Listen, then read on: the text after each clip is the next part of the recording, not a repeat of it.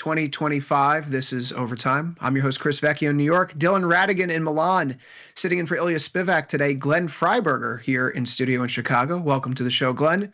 We're here to take you through the next hour as we wrap up this trading day. Futures market closes at 5 p.m. Eastern. If you're on the platform, on the website, tastylive.com, thanks for joining us. Come over to the YouTube chat. Tell us what you're trading, what you think of today's action. This big move in gold and silver, Dylan, finally, that waiting in the metals has been going on long enough. We've been rewarded. Oil surges, though. There's this huge escalation between Russia and Ukraine. Ukraine taking out perhaps 30 to 40% of Russia's long-range bombing capacity in a single set of strikes over the weekend. We have news out about Israel and Iran. We have news out about U.S. and China with the trade war potentially escalating, steel and aluminum tariffs going to 50%. It's a great start to the week here for stocks, though, which seemingly ignore all the noise. We can turn to the platform there, Paul. S&P 500 closes up by 0.59%, 59.47 and a quarter. We have a NASDAQ that's up by 0.82%. Your leader on the day, 21,549. Dylan, I have to admit, the weekend's news lead me to a place where I'm a little shocked by how strong equity markets were over the course of today's session. Is this just the latest sign that stock traders buy every dip, or is the news flow from the weekend just inconsequential? Yeah, I mean, I think you answered your own question. It is quite obvious that, imagine that the conflict news between Russia and Ukraine that came out over the weekend came out, 18 months ago. And it just goes to show that over time, the market adjusts. The market has basically decided that this is whatever happens, even if it's a more extreme expression of violence, like the one we saw this weekend, and more disruptive, more infrastructure, et cetera, that the Russia-Ukraine war is seen as a economically immaterial and ultimately contained situation, which it was not seen as contained 18 months or 2 years ago. It was seen as, as a profoundly risky for everything from the energy markets to wheat and all the rest of it, and not to mention the sort of unknown barriers of escalation. But now there's not some crazy talk about Putin running nuclear weapons and all the things that sort of would have happened around this in years past. Much like the tariff wars with Trump, the market is very comfortable that these different issues, whether they're conflict issues in the Middle East or in Russia, or economic issues in the United States, that they're either contained or, in the case of the American economic policies, limited primarily to rhetorical factors. It's remarkable. I mean, and it does give you an incredible degree of both. I guess you could say you can look at this two ways, but I look at it as a greater degree of confidence in the strength of the stock market and a stronger reason to buy the dip, as it were. Not that there's been so many good reasons to buy the dip, but I mean, this is just an incredible demonstration of strength. Glenn, this really is a tale of two stories, or two cities, I should say, rather, if we're going to go with the Charles Dickens analogy properly. Stocks are holding up today, but the rest of the market, if it's gold, if it's currencies, there's kind of this fear factor type of environment out there. Even bonds are getting hammered. It reminded me of an environment we saw a few weeks ago when it was kind of like sell America, dollar down, stocks down, bonds down, gold up. But that wasn't necessarily fully true today. You obviously have a different approach to the market than Dylan or I do.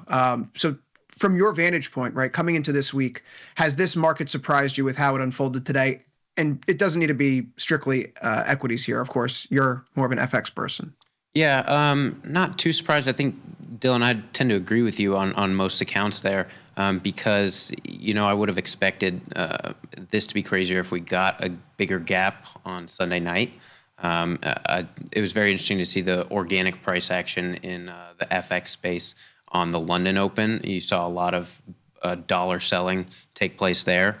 Thought it was really going to take off with the soft PMI number, but really range traded throughout the day.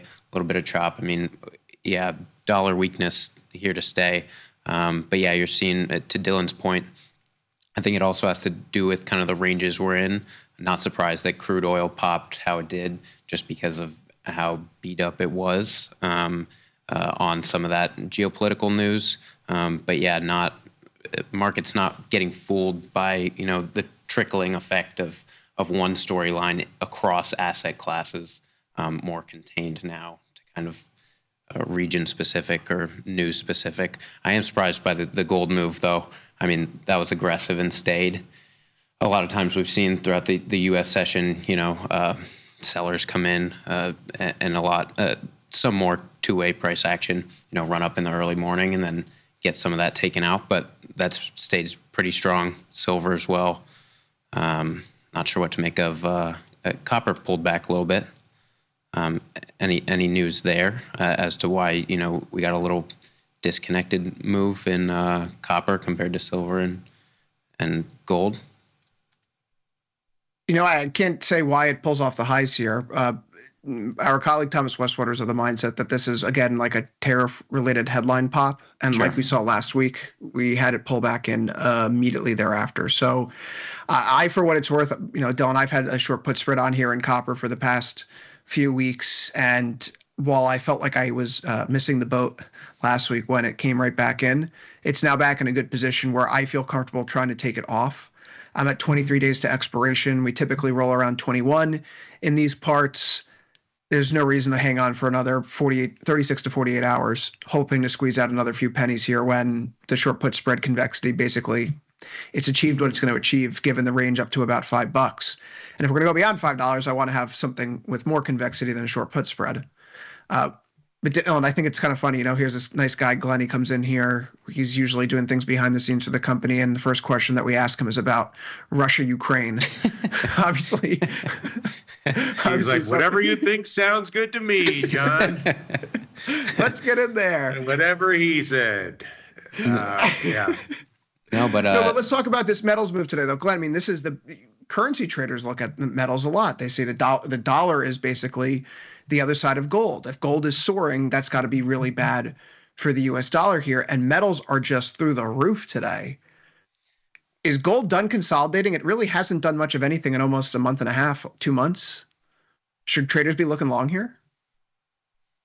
I mean, this has been a tough one for me personally as well through these all-time highs. I mean, hard to have any conviction. My personal bias was conviction to the downside, as we've seen, kind of just risk off sentiment being taken out in this equity space. But all things considered, gold holding on to a lot where I wouldn't have expected it.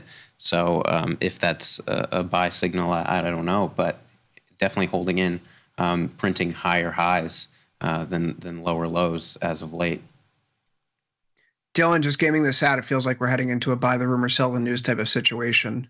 I can't help but think that we're going to get a response from Russia with respect to Ukraine after this weekend's news.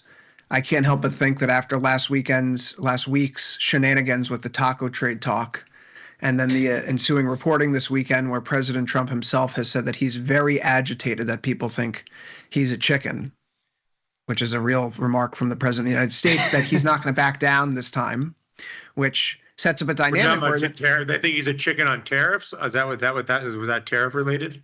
Yeah. So you now have the next few days where Trump and Xi are going to talk, but Trump's going to act tough, and Putin probably has to do something to respond to Ukraine. If that all happens, do we just fade the gold move to the upside, like fade the geopolitical risk once we get the crescendo of the event, like has worked with so many other occasions around Israel, Iran the past year plus? Love it. Yeah, I mean, I do think that that's the case. I mean, this sort of seems like an opportunity for a replay of those oil spikes of yesteryear.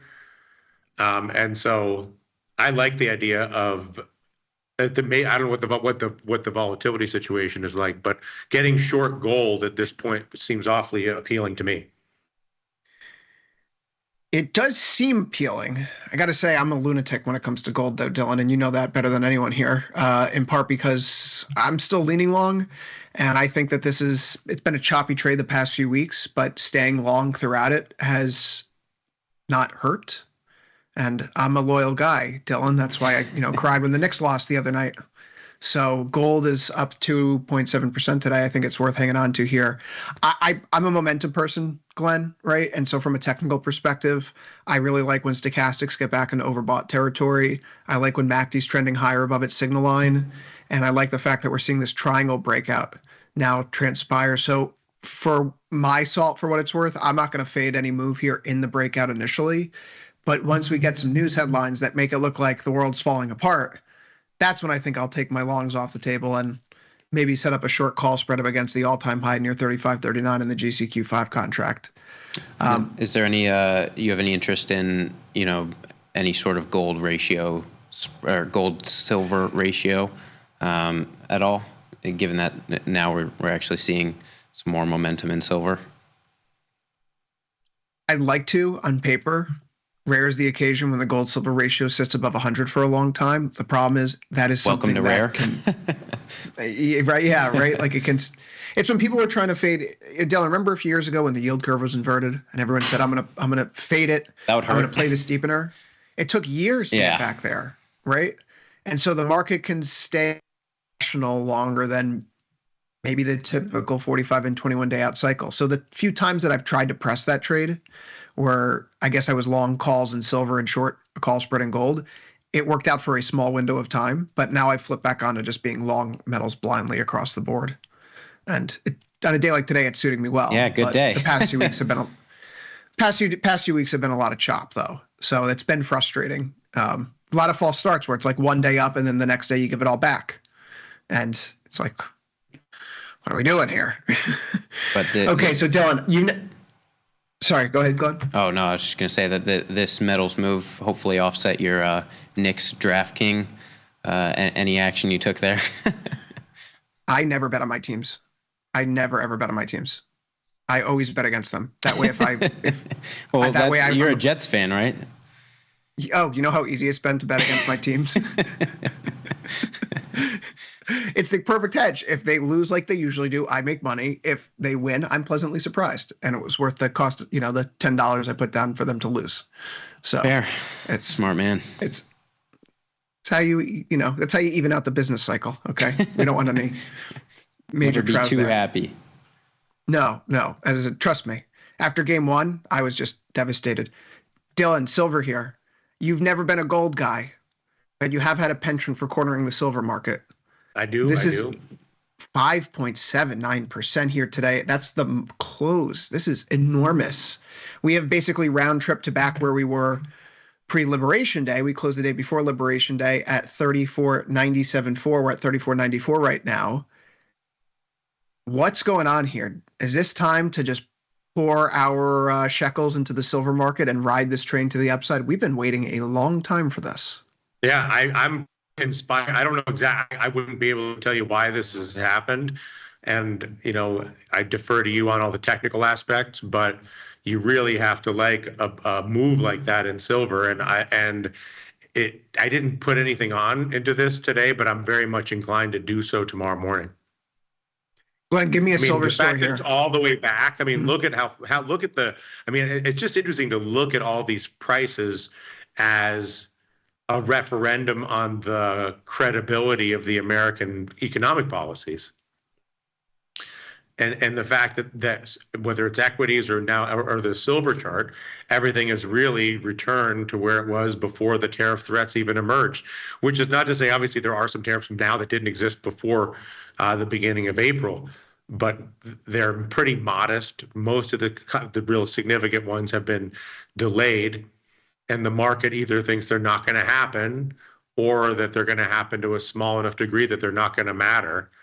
And who am I to argue with it? Glenn, you were talking before about silver, about the gold silver ratio. It's in the stratosphere right now. It doesn't pull back that big today, even with silver's move to the upside like this. It's true. How are you playing gold silver if you're playing it at all? No, that's exactly why I broached the topic. Is this almost 6% move caught me off guard? I wasn't expecting that.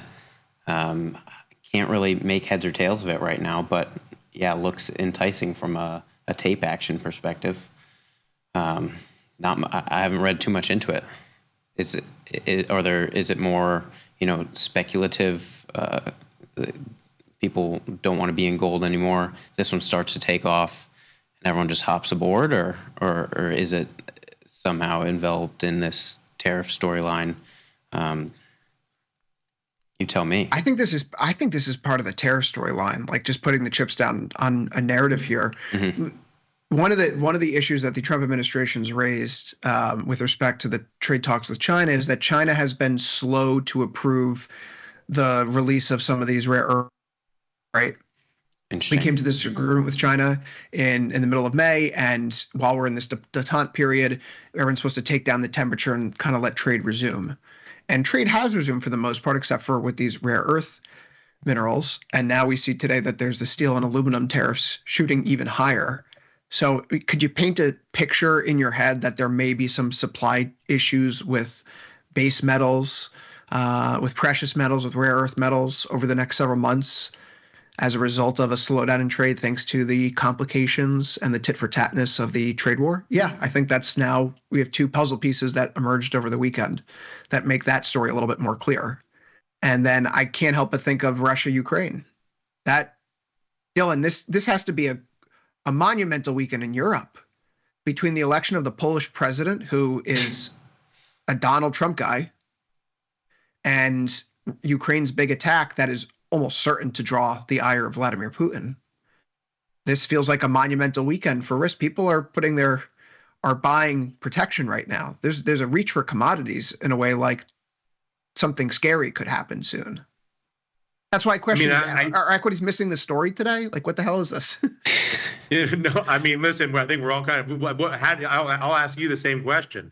I mean, why do you think the market is so comfortable with the obviously elevated levels of risk?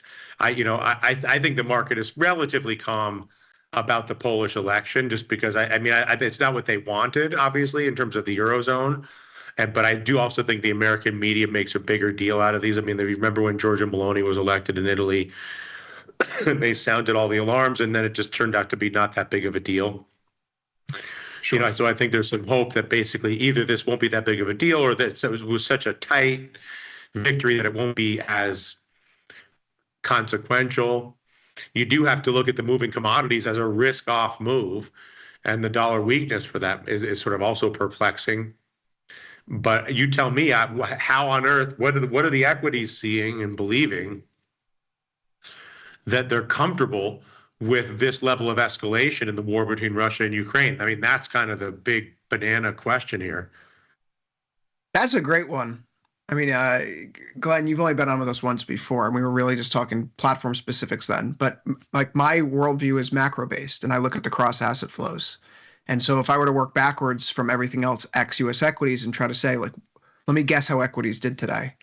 Dollars down, bonds are down, gold is through the roof. Silver nosebleeds near 6% performance to the upside.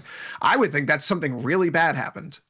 Agreed. To the stock market, right? Like, something that they just announced that there's going to be a new tax bill that's going to blow out the deficit by $10 trillion, Dylan, right?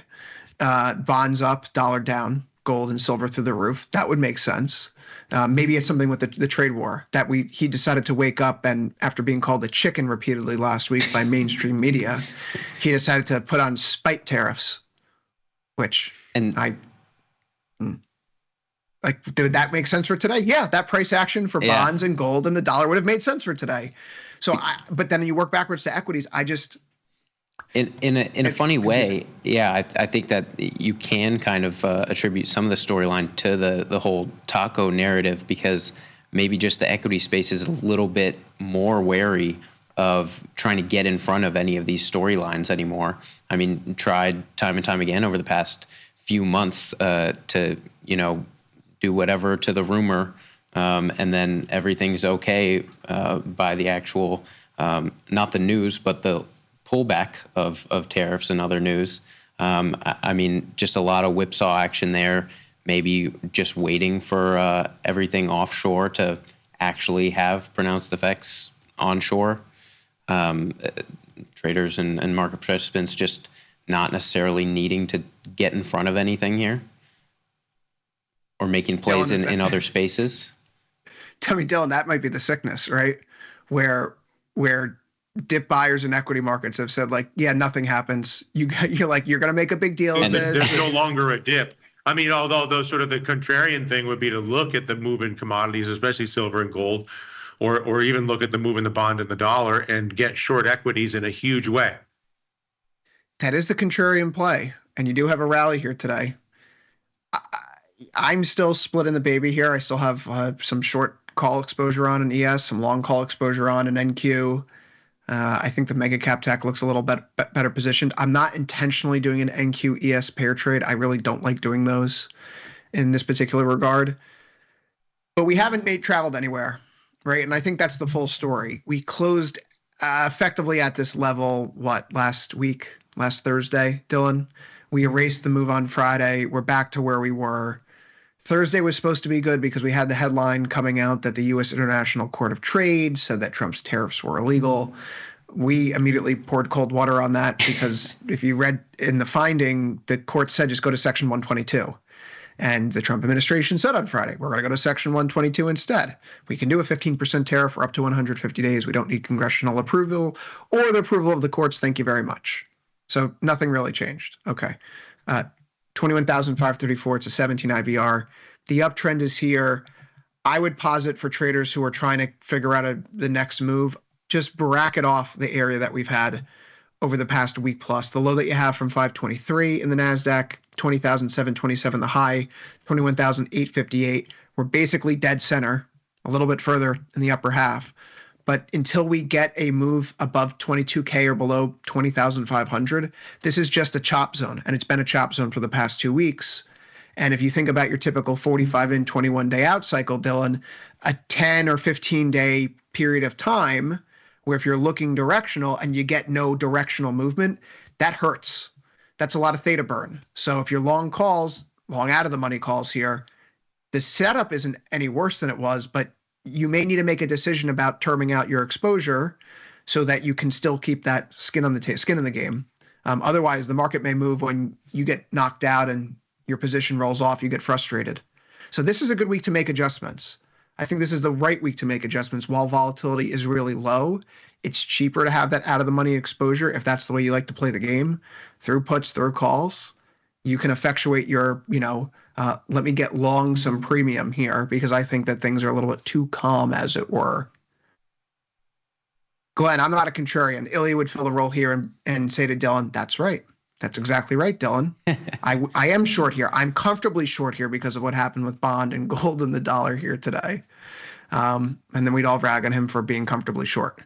So, but you think, barring any crazy unforeseen developments across the world, we will see some consolidation, some volatility contract, perhaps gearing up for this non-farm payroll on Friday? Or do you think there's anything that could come before that? I mean, Powell today, nothing really. Powell today gave us nothing. Yeah. I would point to seasonality, Dylan. We typically review seasonality at the start of the month here. June is not necessarily a good month for the stock market. Over the past 20 years, the S&P 500 has lost 0.07%. It's been up 55% of the time. It's the weakest link in the chain of May through July, where May, June, and July have done exceedingly well. And July actually has been the best month of the year for the equity market over the past 10 and 20 years, up 80% of the time. So this month, if we get a typical month, then we're going to see choppiness, perhaps indecision in equities, maybe a little bit of weakness in notes. And if that's the case, then we go into July we're no longer just like up 20% month over month, right? We're now, we're now up 5% in stocks over the past month. We're clearly out of the whole thing. This is ripping higher. We've cooled off. We've returned to the previously scheduled programming of Dylan, the range that we knew and loved from November up and through March. We are literally back in that range right now. If we were sitting at 21,500 back here on January 10th, you and I would not be singing a bearish note whatsoever. So I can't do that. I can't do that sincerely up here yet. We need a little bit more degradation. But the balls move into short equities. I mean, just hell yeah. Come on. I mean, just on Ilya's behalf, if you can't get short equities tomorrow morning, with the news being what it is, commodities being what they are, and, all the other price indications being what they are. All right. Okay. If you can't get short now and the market's bid, so you have room to fall. I mean, if you can't get short now, I would like to ask very kindly, sir, when can you? Do something short term here. Should we say that equities are a bunch of liars and that it's really everyone else who knows? Do we want to do this, Dylan? Risk 520 to make 4,680 here. So just 9 to 1 risk to reward on a potential long 21. I don't want 2101. There's no liquidity there. Long 21,000, short 20,750 put spread. It's just to the end of the week. Stocks fall tomorrow. We get some juicier. I think we got to do it. If you don't do it, what kind of man are you? It's true. Now, but as you've told me, Dylan, a man without enemies is no man at all.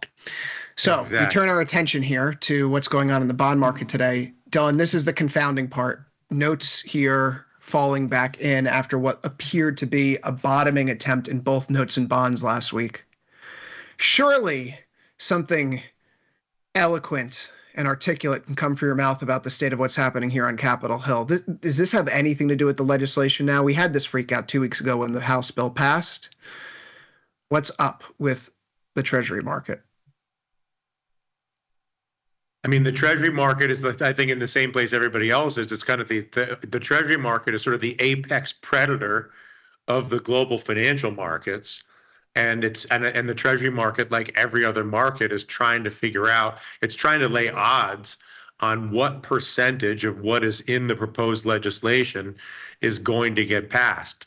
And I think the reason you see some of this sort of more volatility, like the move you're seeing today, is it sort of that seems to be a vote in favor of, oh my goodness, they may actually get this legislation done, bump the yields up, But I think that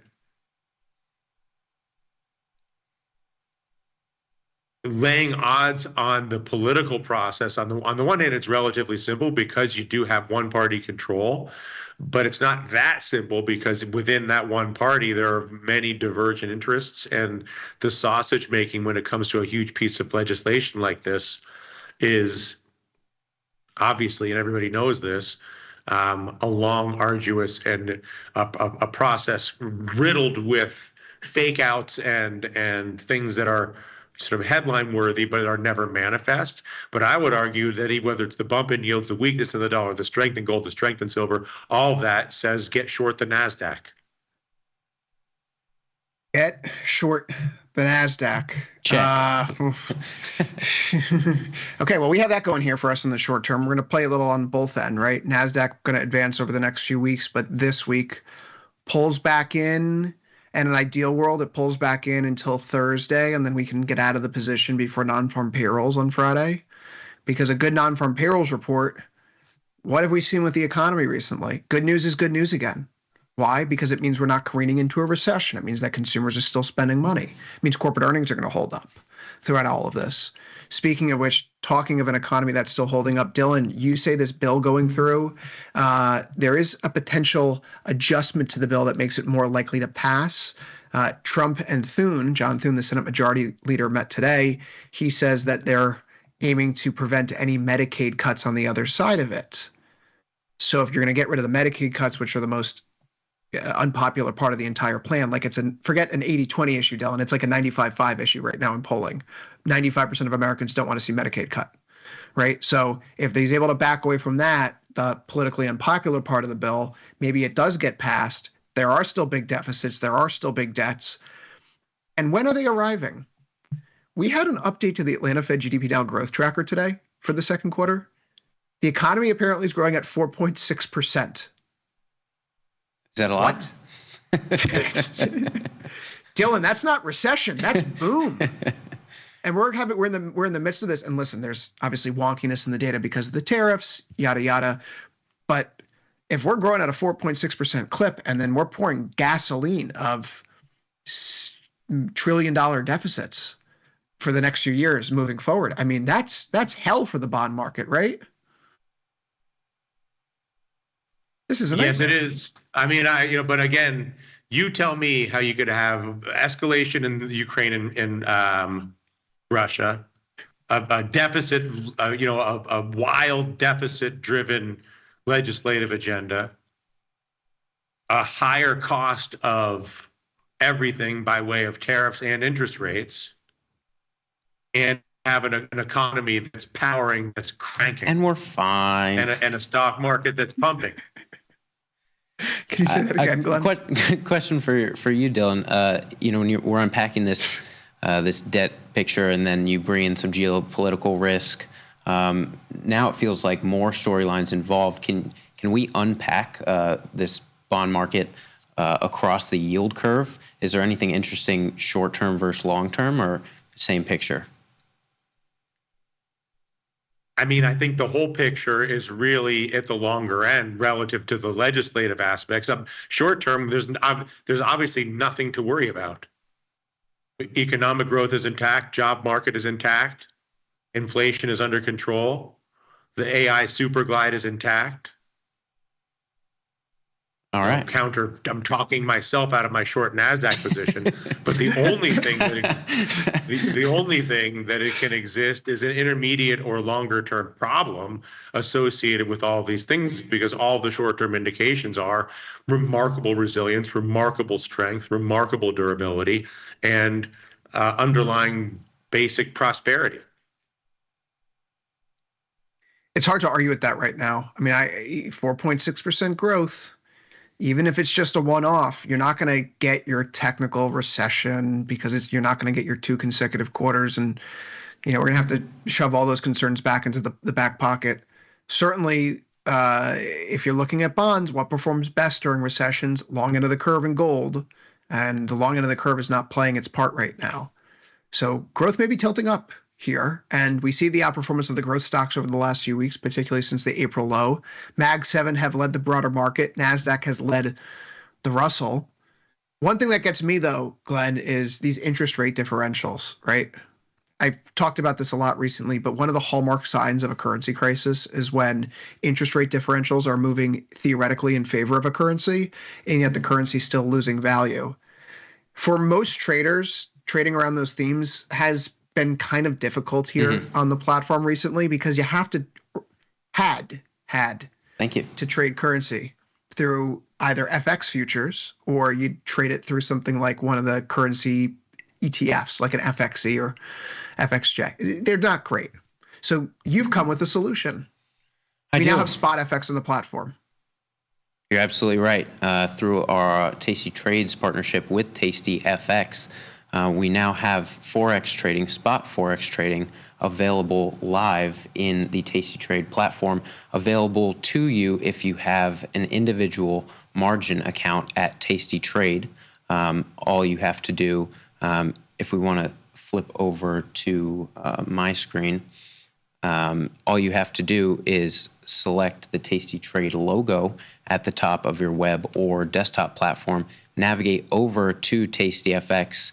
It'll prompt you to create a Tasty FX account, but no worries about any sort of login or anything. It'll exist only in the Tasty Trade platform. So just answering a couple additional questions. Once you get through there, you'll have this environment that'll show you over 80 plus currency pairs, spot Forex markets. So the exchange rates at the current time, slightly different to futures. If you're comparing back and forth, you'll see, the futures bakes in some forward points up or down. But here we've got all the granular dollar exposure you could ask for, I think, right, Chris? We've got a ton of movement here. And yeah, you bring up a good point. Look no further than the euro dollar for the story of the week, I think, in terms of macroeconomic events and kind of an interest rate differential story, because we're going to get an European Central Bank meeting later this week. I think it's Thursday. They're expected to cut rates. And if you take some, real calculations. They've been in a cutting cycle. This, I think, will be their 9th consecutive cut. And if you're looking at this currency market, you couldn't tell.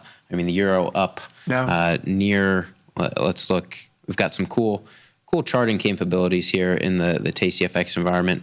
Up from January 1, 10.5% year to date.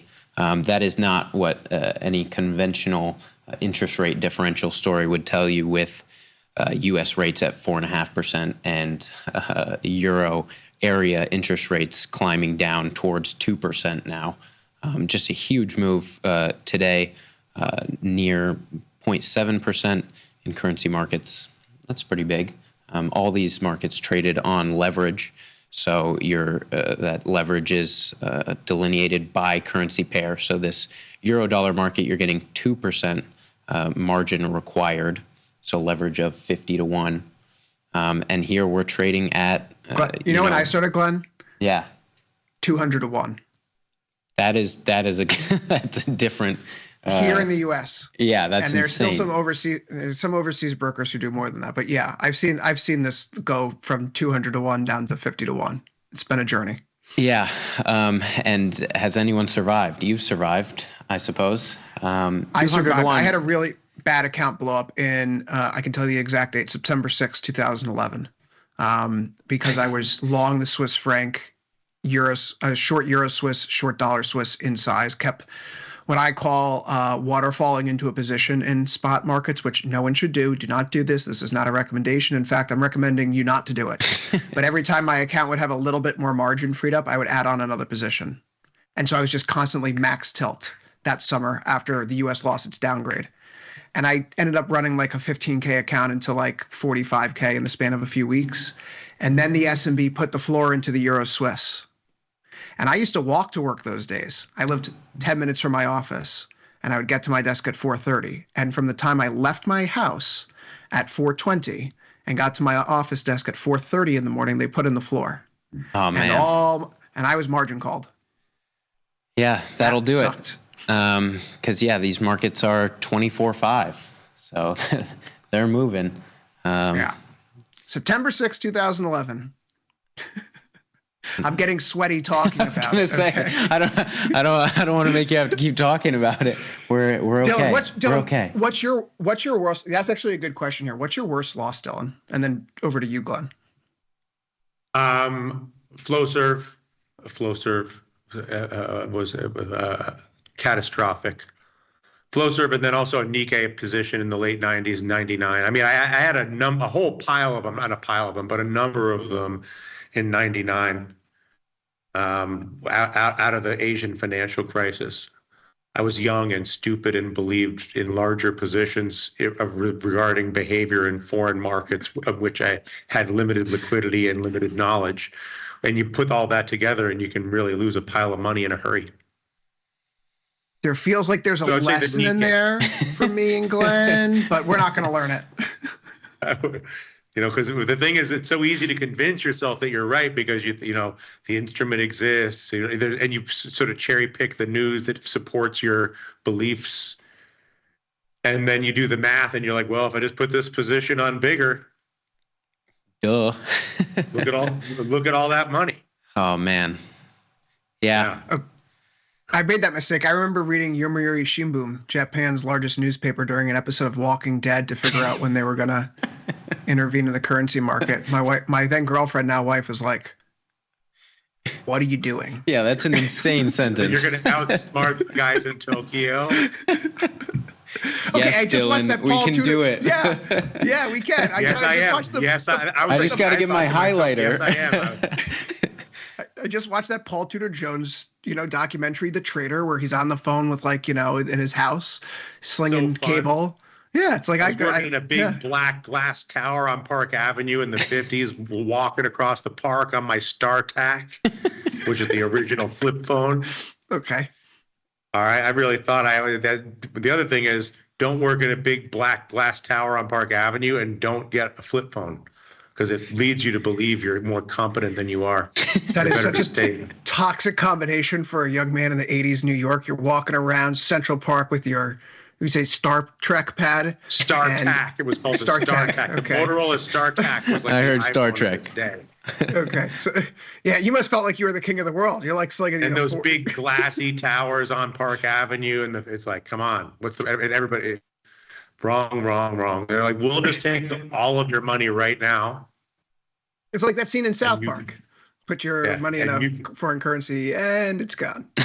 And you can go home and have ramen noodles for the rest of the year. But those ramen noodles build character, one little spoonful at a time. Glenn, we got this off the rails. 1 milligram of sodium at a time.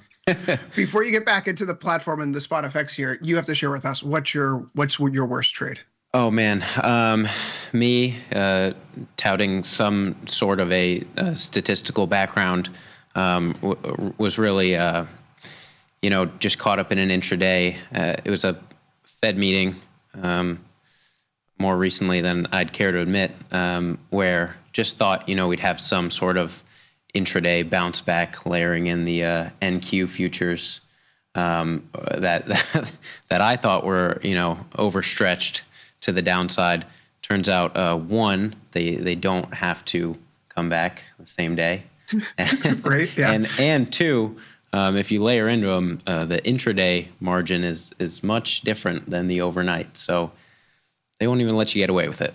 So even if it does come back, an important risk management lesson in the difference between intraday margin versus overnight. But in spot FX markets, no such thing. So your margin rate is flat. They don't let you get away with intraday over leveraging, but leverage still 50 to 1 I think is pretty good. It's no 200 to 1. I can't even imagine. That sounds frightening. But yeah, you brought up the interest rate differential, and here in the tastyFX watch list, make it pretty clear to see kind of the most applicable use case for interest rate differentials here with this swap bid and swap ask. These are quoted in pips, same as the spread, which is to the fourth decimal place in most of these FX markets, the minimum tick value. And this will tell you if you see any positive values here, that means that the overnight, these are indicative overnight swap rates. So any positive values here tell you that the interest rate differential for that side of the market is large enough to merit a positive overnight funding charge. So going long US dollar versus the Japanese yen, our interest rates at 4.5% versus theirs at just 0.5%, would yield nearly a pip overnight in positive carry, if you will, held with positions opened past and held past 4 p.m. Central Time every day. And then on Wednesdays, these figures without holidays, usually Wednesdays, will carry a 3-day roll. And so that's where you have some opportunity. One, to note, your potential cost overnight, definitely more expensive to short this dollar-yen market, hold that overnight, but where you can possibly get some positive overnight funding charges in some of these markets. Dylan, that's actually one of the reasons why I'm really glad Spot's here on the platform. I do not like being long the Japanese yen in spot, because if I'm long the yen in spot, it means I'm owning the funding currency. I have to pay out little by little every single day. Right. But if I'm long the yen in the futures market vis-a-vis, options, then it's just like any other trade. But if I want to get short the Japanese yen, I want to be paid to short the Japanese yen. And if I'm doing it in spot and I have the positive rate differential in my favor, I actually do get paid for, say, being long dollar yen. There is a roll, there's a carry that comes my direction every single day. So it's not enormous, right, Glenn? It's not going to be substantial, but it's one of those factors where, some traders, they take positions on a longer term basis. There is no expiration. You're not approaching spot FX like you do options, futures options, what have you. They approach it with I'm going to build a position here so that I earn carry over time, and I'm willing to take a drawdown in price in order to earn that carry. You have to approach the market differently, I guess, is my point, than you would simply trading regular stocks or even options. Absolutely. Yeah, you nailed it. A lot of the key factors to getting into some of these markets are those overnight funding charges. Of course, your spread, just 1.1 pips to get in. And trading, you mentioned having a positive carry would help for longer position trades. But for purposes of intraday scalping, these markets are traded with $0 commissions just because of how TastyFX is compensated through IG Group, able to offer those $0 commissions. So no matter the trade size, you're really only noting your spread to get in and out. And if you're holding this overnight, definitely monitoring that swap bid and swap ask. You called out the differences between Japanese yen futures and interacting in this market from a spot level. I mean, if we're the thing that comes to mind here is if we're just, as an example, picking a side here, the sizing aspect.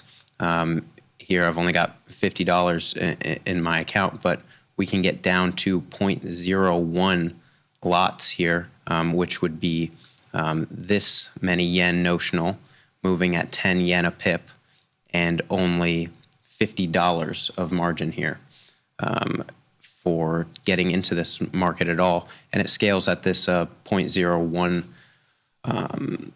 in increments of 0.01. So you can layer into this 0.02. You can layer this all the way up into that's incredible, by the way. Your larger sizes here, and it'll tell you exactly calculate your margin here in US dollars and whatever the quoted currency is if it's not US dollars. And so the platform really intuitive, but definitely want to make sure that size is something you're controlling because that controls your per pip movement and will control how much buying power you're actually using. And Glenn, to be clear, this isn't when people get this enabled on their platform, it's funded separately than their regular account, which absolutely people should, yeah, go ahead. Yeah, so once you have this TastyFX environment, just popping over to this Manage tab, all money transfers from TastyFX to tastytrade back and forth are done just through this transfers page. And here you can select how much you want to transfer from your individual tastytrade account and into your tastyFX account. Just due to the regulatory environment, this can't operate as smoothly as sweeping funds back and forth like your crypto or your futures, in which you can place the trade and the funds be swept afterwards.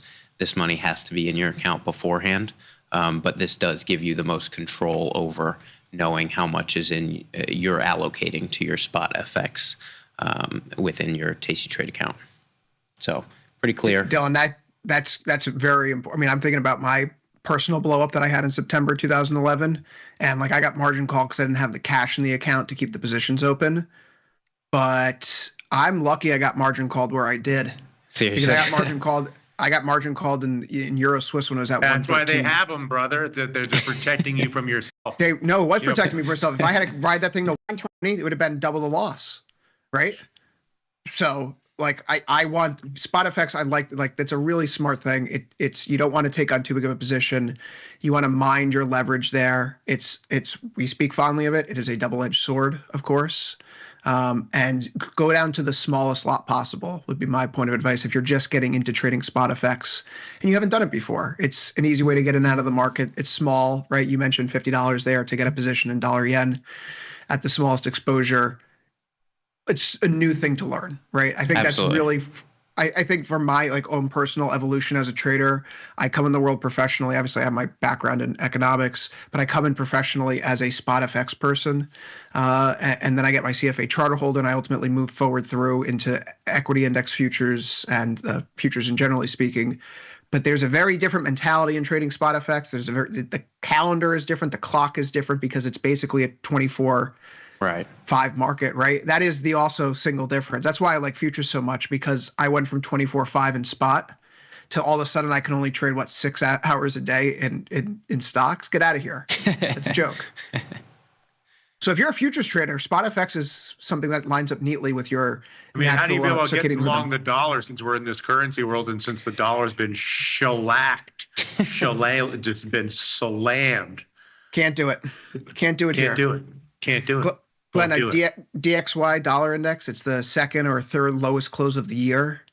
And it's the lowest close that we've had since the initial Liberation Day tariffs were announced. I don't know. That doesn't seem like a good thing. It's not great, but I mean, if you are really looking into this, that's over 50% is that euro dollar, right, of that basket. So it is. You can try and pick that apart and see which of those components actually are overbought or oversold. I think would be an interesting trade. I mean, this U.S. dollar Swiss franc here is near its 10-year plus lows. Euro dollar right now at a month high, near the top of its range. Pound dollar here up near its highs since 2022. I mean, come on, Glenn, you'll do it. Let's get short the euro, long the dollar, and not now win. Yeah, a lot of unique prices to get in and out of. I get some chuckles. I get some dismissive chuckling. Listen, as a momentum guy, you're not going to have second or third lowest close of the year. You can't put that gun to my head. Won't allow it. Yeah, I mean, allow it. Yeah, you've got this Australian dollar. If you're a momentum person, you got a lot more. You're bouncing way off the lows here.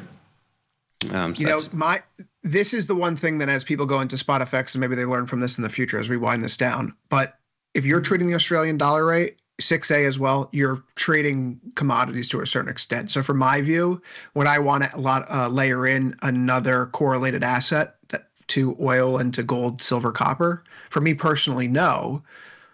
But there's now rhyme and reason. If you want to trade, say, China, more specifically, you can go over to the SpotFX platform and you don't need to trade Aussie dollar or 6A futures or copper. You can just simply trade dollar yuan. So this opens up a whole new, cornucopia, Dylan, of ways to express ideas for folks here who are on the platform. I'm excited for it. I can finally get back to trading dollar Turkish lira. Oh, yeah. Seriously. Here, Dylan, just not my ideas, apparently. Dylan, here's your chart of the day for you. What do you think of that? What are we looking at? I can't. I got Vecchio's screen hogging all my screen here. All I see is I'll describe it to you. It's dollar Turkish lira, and it's straight up and to the right. I can see it's a line straight up, but I don't know what it is. It's a Turkish lira. Yeah. It's a garbage currency. Truth be told, full disclosure, I am angling to get banned from a country somewhere on the planet, and I've narrowed it down to North Korea, Turkey, China. Don't do Turkey. Turkey's got such good food, such nice beaches, beautiful. Istanbul's a great city. Yeah, come on. Do not get banned from Turkey. Erdogan's a lunatic. See, that's how you get banned. That's how you say stuff like that, right? Don't do it. I'm trying. The beaches are close enough. I'll go to Greece. Turkey's a great country. Turkey's incredible. It's a great country, but I got to be banned from somewhere. Lowest hanging fruit. North Korea. Get yourself banned from North Korea. I think overtime's out of time, by the way. Yeah, that's how overtime's out of time. Talking about getting banned from sovereign countries. We'll be back tomorrow, same time, same place.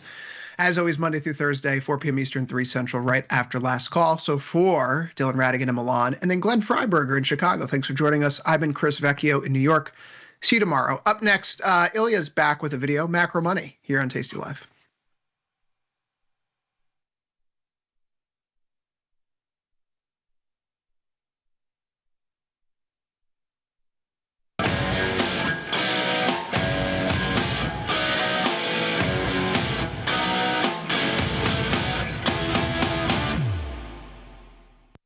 The churn in the financial markets continues. There does seem to be a little bit of an unclenching in risk sentiment.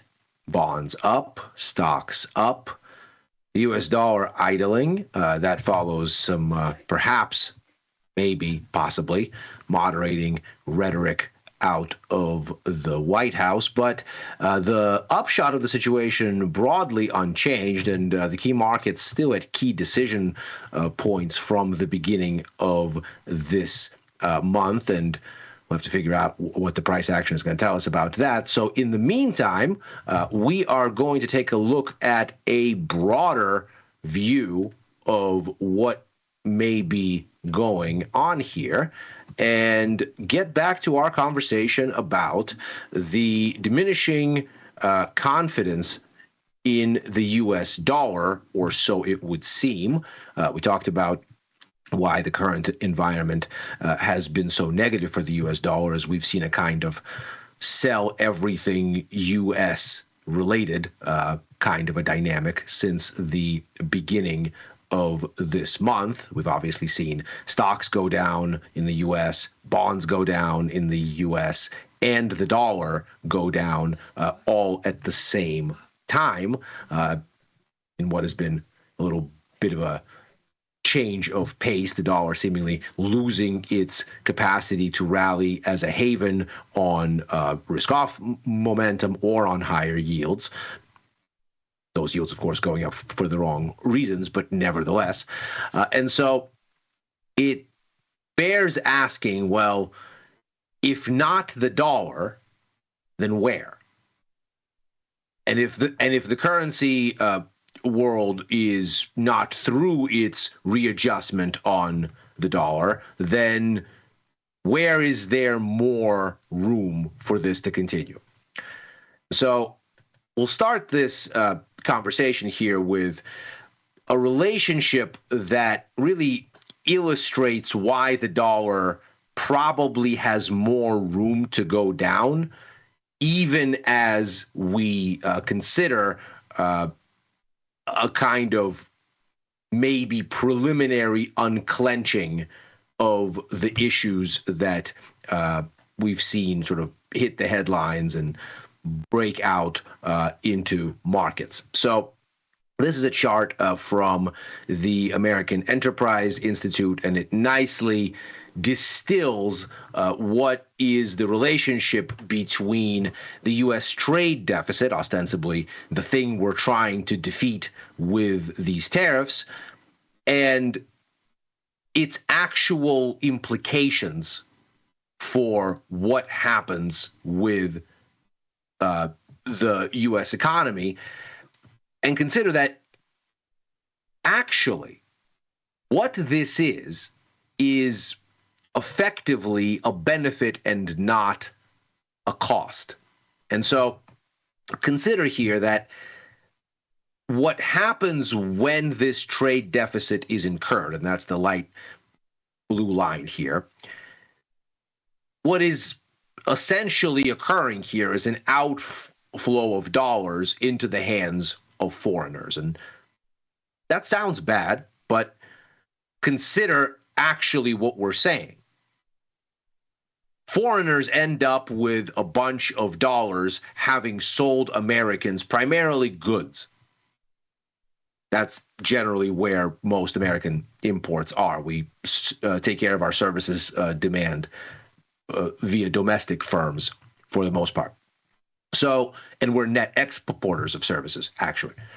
So on the goods side, we're, of course, net importers by a long mile. And what that does, because clearly nobody's getting on a plane to buy their made in China or made in wherever stuff, they're buying it at their local store here in the U.S. So foreigners, and of course they end up paying for it in dollars. So we're simplifying supply chains for the benefit of the conversation, but the upshot here is foreigners then end up with a giant pile of dollars. And the question then becomes, well, do you convert those dollars back into local currency and invest in your own economy, or do you keep it in dollars? And what has been happening, basically going all the way back to the dawn of this system, which follows the untethering of the dollar from gold in the early to mid 70s, is this idea and this understanding on the part of our trading partners that if they were to convert that pile of dollars in size back into their local currency and repatriate that money, what would happen is the dollar would, of course, fall, because that would amount to selling dollars. Well, and then the purchasing power of their consumers in the U.S. would go with the dollar, and they wouldn't be able to buy all those exports anymore, not nearly in the same size or volume. And so what has happened is a recycling of dollars back into U.S. financial assets. That, of course, is a huge benefit for the U.S. because, number one, it is a huge inflow of capital into U.S. equity markets, which helps finance U.S. corporates. Number two, it is a huge inflow into U.S. Treasury securities, which helps keep interest rates low for the government and for all of the consumer lending rates and business lending rates that use treasuries and treasury yields as benchmark, which, surprise, surprise, is nearly all of them. So what you're looking at then is the upshot of the current account deficit being cheaper U.S. borrowing costs, higher U.S. stock markets, better capitalized U.S. corporates. And of course, since most pension money is basically just market tracking the S&P 500, that's a benefit for everybody involved, even for, let's say, public sector pension holders. Indeed, the largest holder of U.S. equities is CalPERS, the California fund that manages the money of public sector pensioners. So you have a situation here where the halving of the trade deficit, that is more open commerce, and the thing that we're attempting ostensibly to fix, as a mechanism for putting dollars in the hands of foreigners that they then reinvest in the U.S., that, of course, makes the U.S. dollar stronger. Now, lest you say, well, this is only through 2015, a decade has elapsed since, surely this situation has changed. Well, not so much. Here is a view that updates at least the trajectory, and of course these are different magnitude things because we're not dumping all of the sums that are embedded here into this. We're just looking at the direction of travel for the theme. And you can see here U.S. foreign direct investment since the end of the pandemic has surged, which of course has been finding a mirror image in a widening U.S. current account deficit. Not surprisingly, of course, the U.S. economy has been the one that has grown most robustly of the majors. We've seen that time and time again, and you can see that again more recently. More foreign direct investment, even just in the past several years, and a steeper trade deficit.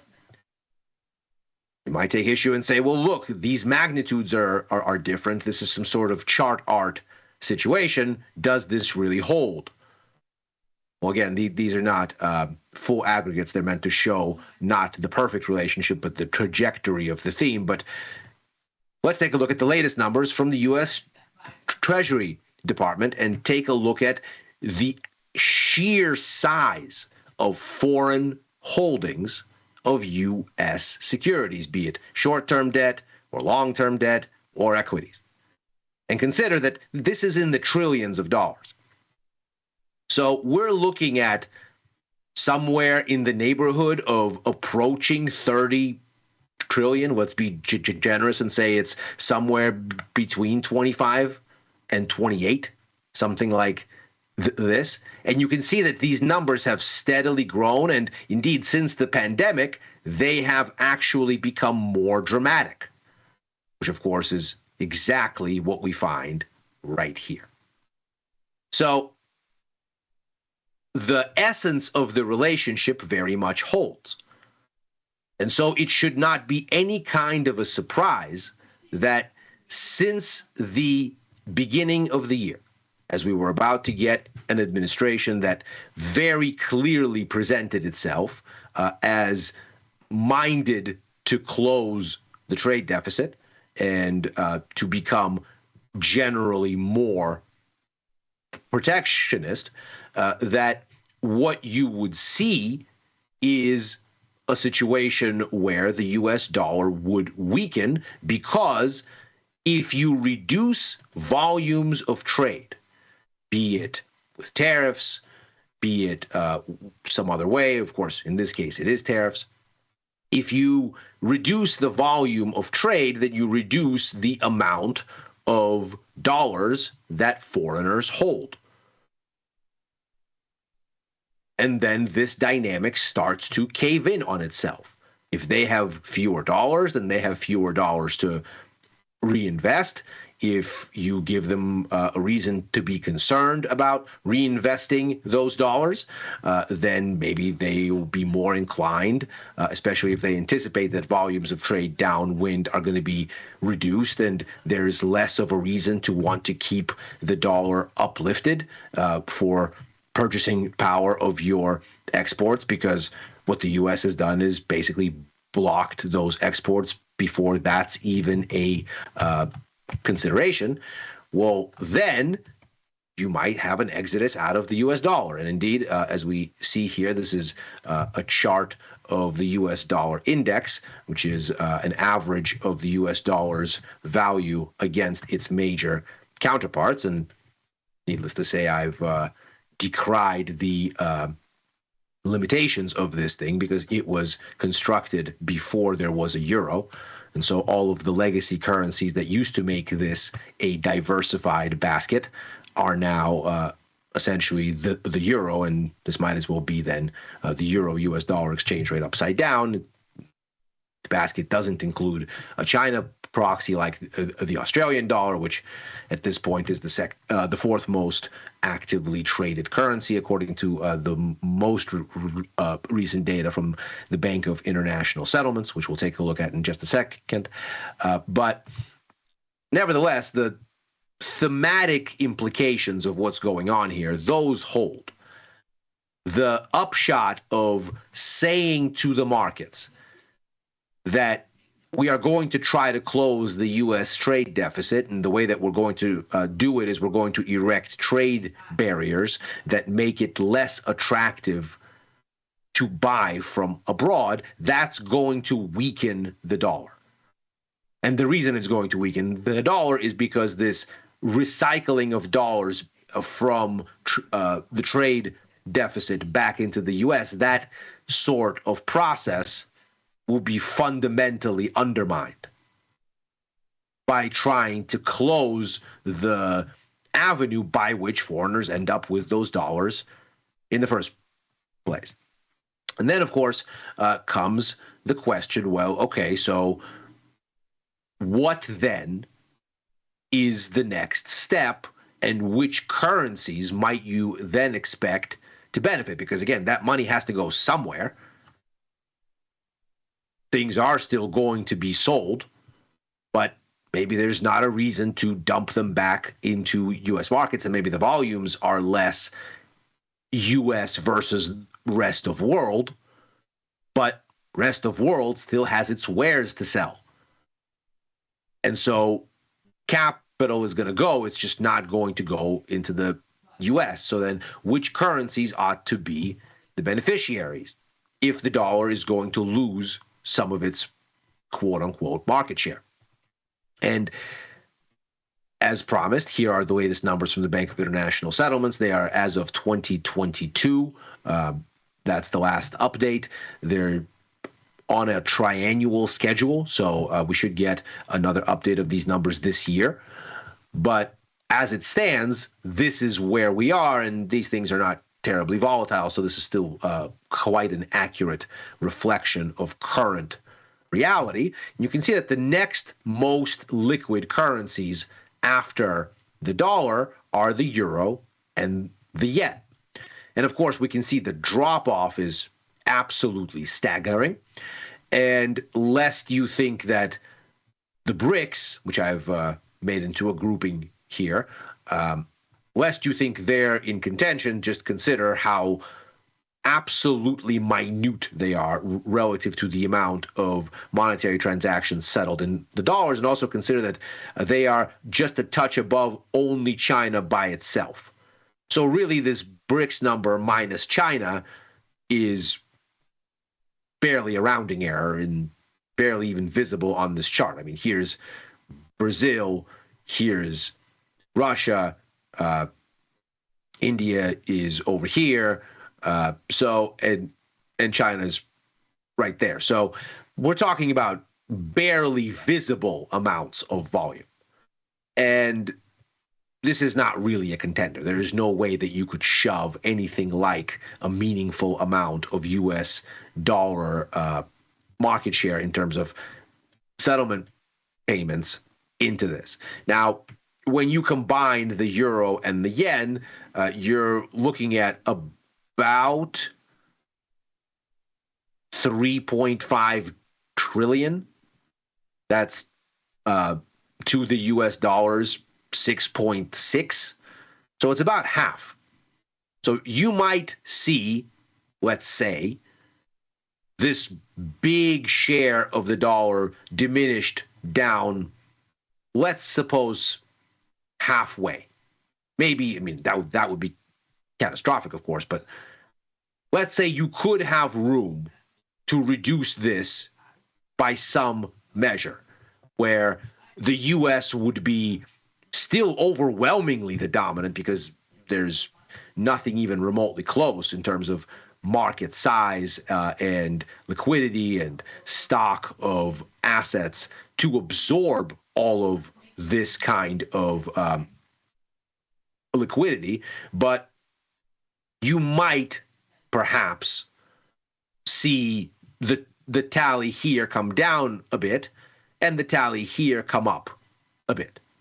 And of course, the problem with expecting the China tally to come up a bit is they don't have markets that are entirely open or even close to open. There are significant capital controls. Liquidity is non-existent in sort of any kind of practical sense, and it'll take a really long time to start to rival the U.S. in terms of financial heft, even though the economy is the world's second largest, just because of the way that capital is gated onshore. And so you're looking at the liquid alternatives where capital can move freely. And needless to say, the natural kind of alternatives that stand out are the euro and the yen. And with that in mind, it seems hardly surprising that those have been the two currencies that have outperformed against the dollar since the beginning of the year. These are percent change numbers for the benchmark futures for the top four currencies most transacted against the dollar. And you can see here it's euro, yen, pound. China's capital controls taken out of rotation. The next one is the Aussie. And those are the four that you see here. We can see the Aussie has lagged. The pound has lagged. The euro and yen have added north of 10% apiece. You might say, well, why are we talking about this now? There's already been a massive rally in these currencies against the dollar, and if anything, they're starting to pull back a bit. We were looking at gains of as much as 12% only a few days ago.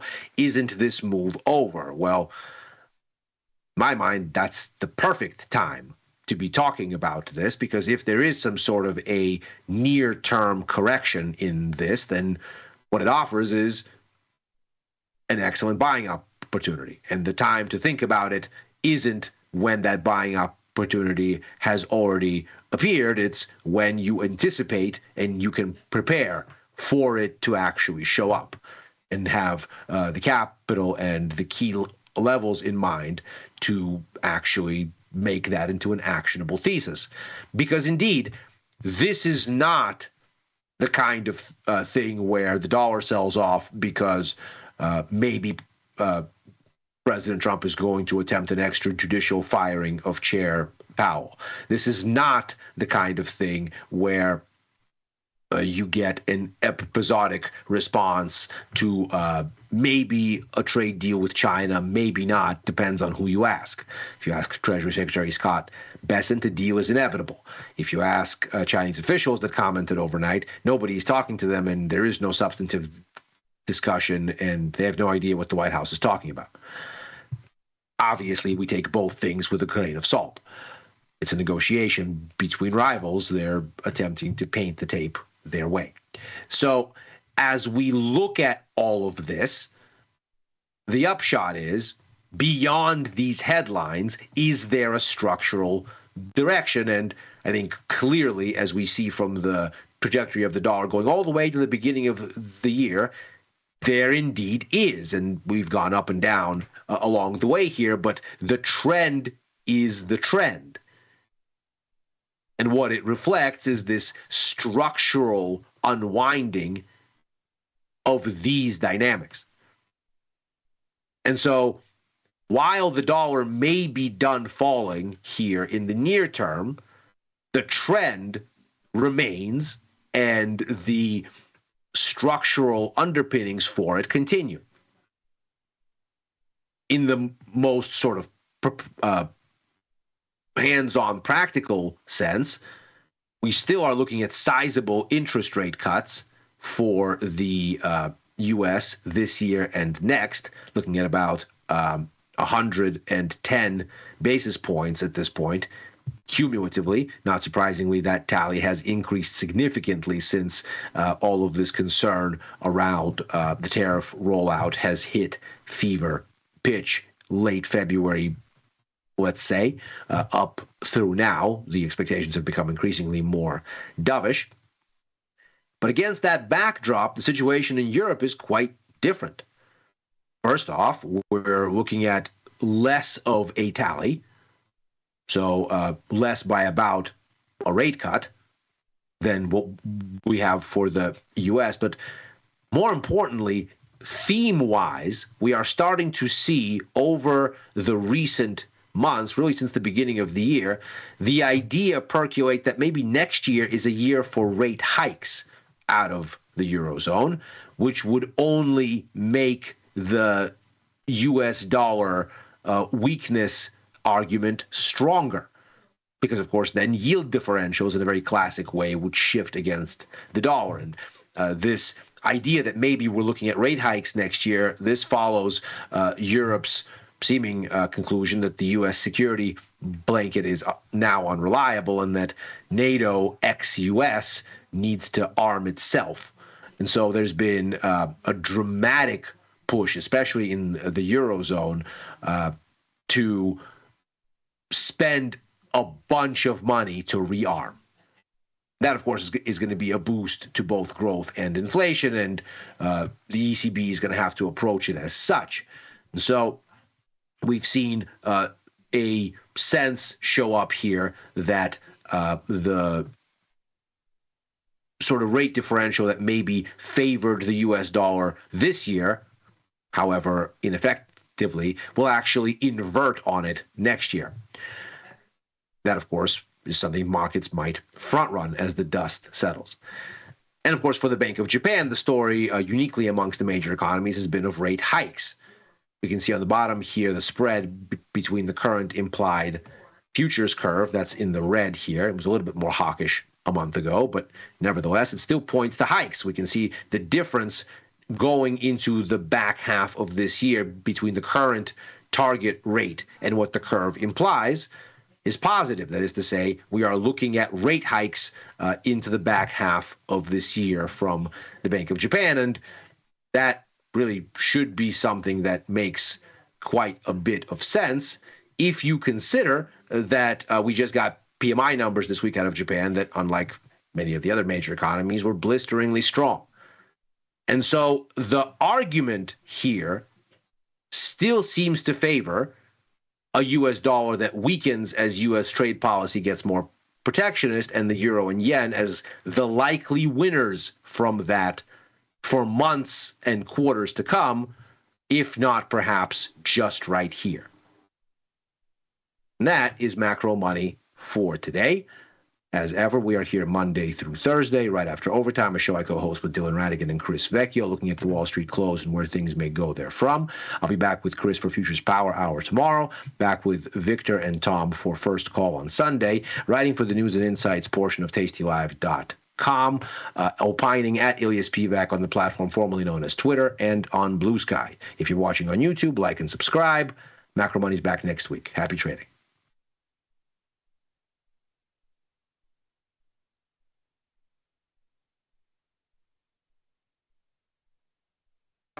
The market doesn't stop.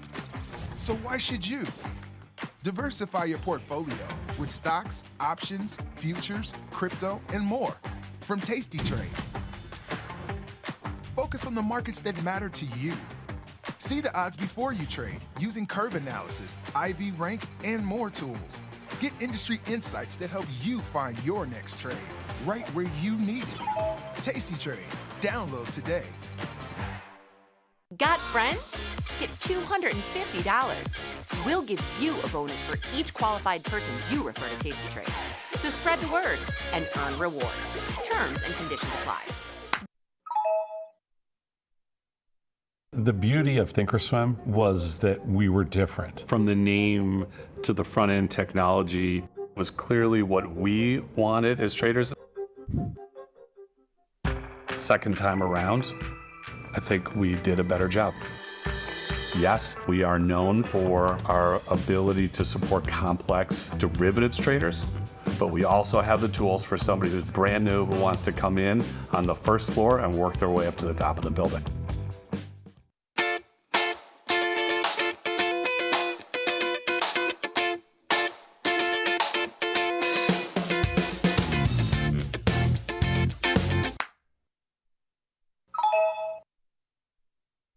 Stephen Atlanta, thank you so much for holding. My pleasure, guys. And let me go on record as saying I think you've got Tasty Trade is the best brokerage, and you guys have the best content, and I'm not here just schmoozing. Y'all are the best on the planet, period, for what you do. Go on record as saying that. Tom, Thanks. You were the great disruptor when it came to forming Thinkorswim and then Tasty Trade. You're an innovator. I appreciate you calling in. Good stuff as always. Thanks, man.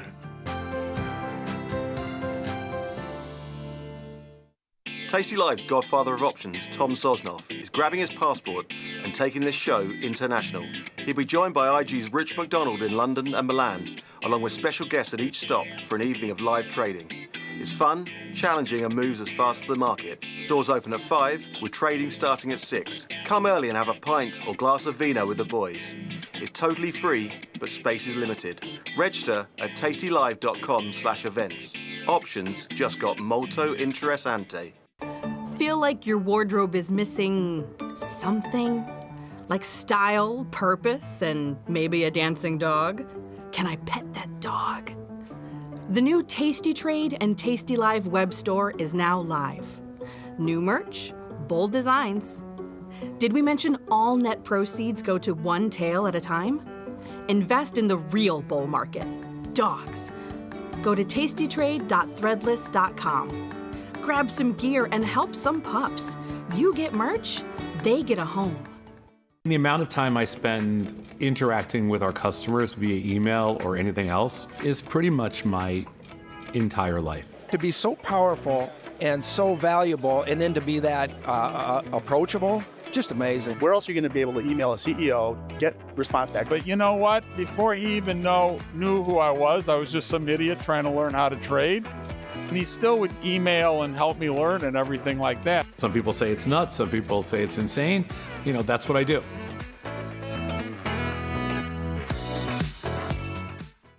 Global markets never sleep. Explore them with Forex, now available on Tasty Trade. Get in on over 80 Forex pairs, 24 hours a day, 5 days a week, with the Forex platform that adapts to your style and speed. FX marks the spot. Trade it on Tasty Trade.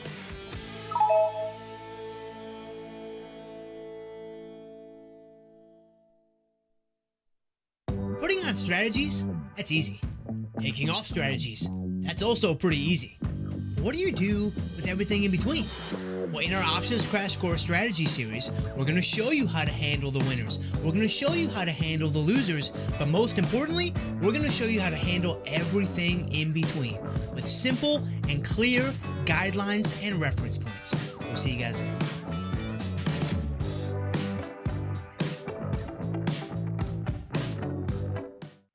Ready to take your trading skills to the next level?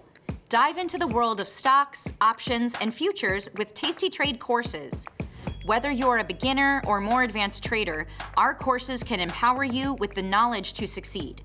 Watch as our team in Chicago shows you how to use the Tasty Trade platform and go over the basics of trading. Perhaps you'll learn about a new strategy or a potential product for your portfolio. To find our courses, go to the Manage section of our web platform or head to courses.tastytrade.com. Start taking control of your financial future. Visit our courses today. There's a beast in the financial world, and it's not the bull. If that's you, join us on Tasty Trade. Genius loves company.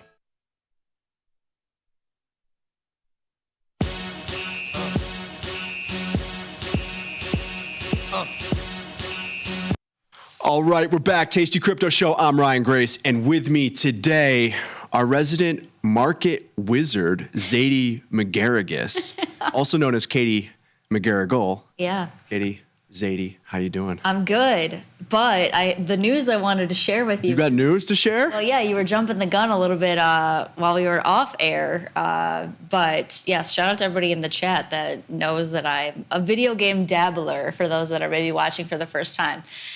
I picked up another video game this weekend. Hell yeah. I'm back in the Jedi world. So now I'm a Jedi again. I'm using the Force to control the markets. Maybe a little bit. I don't know. I love it. It's been good. Yeah. Are you a PlayStation 5, Xbox? I don't know what it is. PlayStation 5. Xbox 720. We're a something like PS5 that. household. Okay. Family, if you will. On a very, very large TV. Oh, of course. And yeah, you know, there's always discussions of like the God rays and the frames per second and all the things that, even though I've worked in the production world for a long time, I understand frames per second. But like all of the other things that have to do with the way that like games render and process and how quickly they can like move on all that, like I get that kind of conversation all the time. And I'm like, yeah, it looks great. Just let me like use the Force now and play with my lightsaber. I like that though. You've got the visuals cranked up, they're crisp. You got the subwoofer cranked up, the walls are shaking. Ugh, I do not like that, but yes, we do. Yeah, there is like one small little like subwoofer on the ground that used to be right next to our couch. So when we would play or watch Game of Thrones, when they've got that HBO like boom at the beginning, and it would like rattle my seat, I hated that. Okay. But we've moved it. I put a yoga mat under it. Life is improving. Dampen it a little bit. Yeah, dampen it a little bit. Well, yeah. I appreciate that story. It's the big news. That's a good update. Yeah, but there's even more like important updates, which is why we're here today. Bitcoin had its best day ever, its highest level ever in the month of May. We are now in June, but let's talk about May. Yeah, we hit a new all-time high last month. I haven't been on the show in a while. I've been traveling a little bit. Been at the Consensus Conference in Toronto, and then I was just at StableCon, which is Stablecoin Conference in New York last week. So I haven't been here much. I've got a handful of things to update you on. We're going to talk about the markets. We're going to try to pump the coins a little bit, as we do. There you are. Oh my gosh, we need some new pictures. It's so corny. You look great. Look at those guns. I look younger. You look like you're riding a roller coaster. Whee!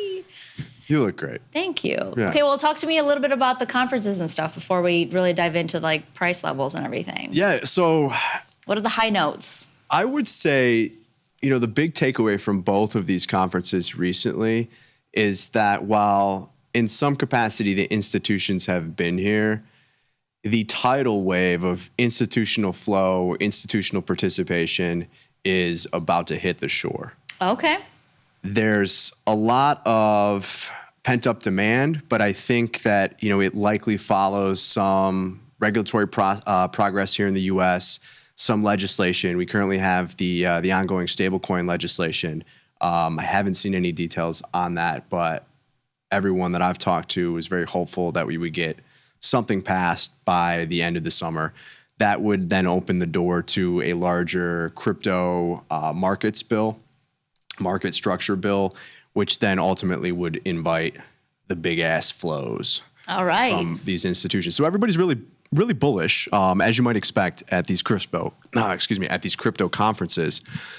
But I think it still depends on kind of how things shake out here with the regulatory landscape, with the kind of the legislative side of things. Okay.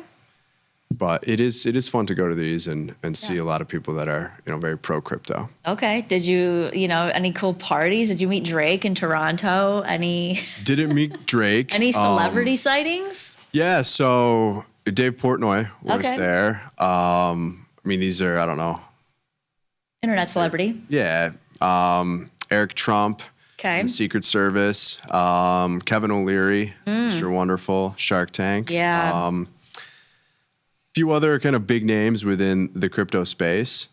But yeah, it was really interesting to just hear kind of everyone's perspective and really the theme being that this is an accumulation game. There are sovereign wealth funds and different nations, possibly central banks that will be looking to accumulate, but largely, wherever you go around the world, that's been the theme, at least what we've heard from some of these conferences. All right. Well, I'm looking forward to it. I'm still holding all of my crypto. I haven't really been getting out of anything, so. Okay. Well, we've had a little bit of weakness in alts outside of Bitcoin, and we just saw momentum kind of pause here. We went from bullish on the daily when we look at our exponential moving averages to neutral for Bitcoin, but ETH has traded a little bit better. Let's jump into our slides and take a look, Katie. Also, pump it. Chat's open if you want to pump it in the chat.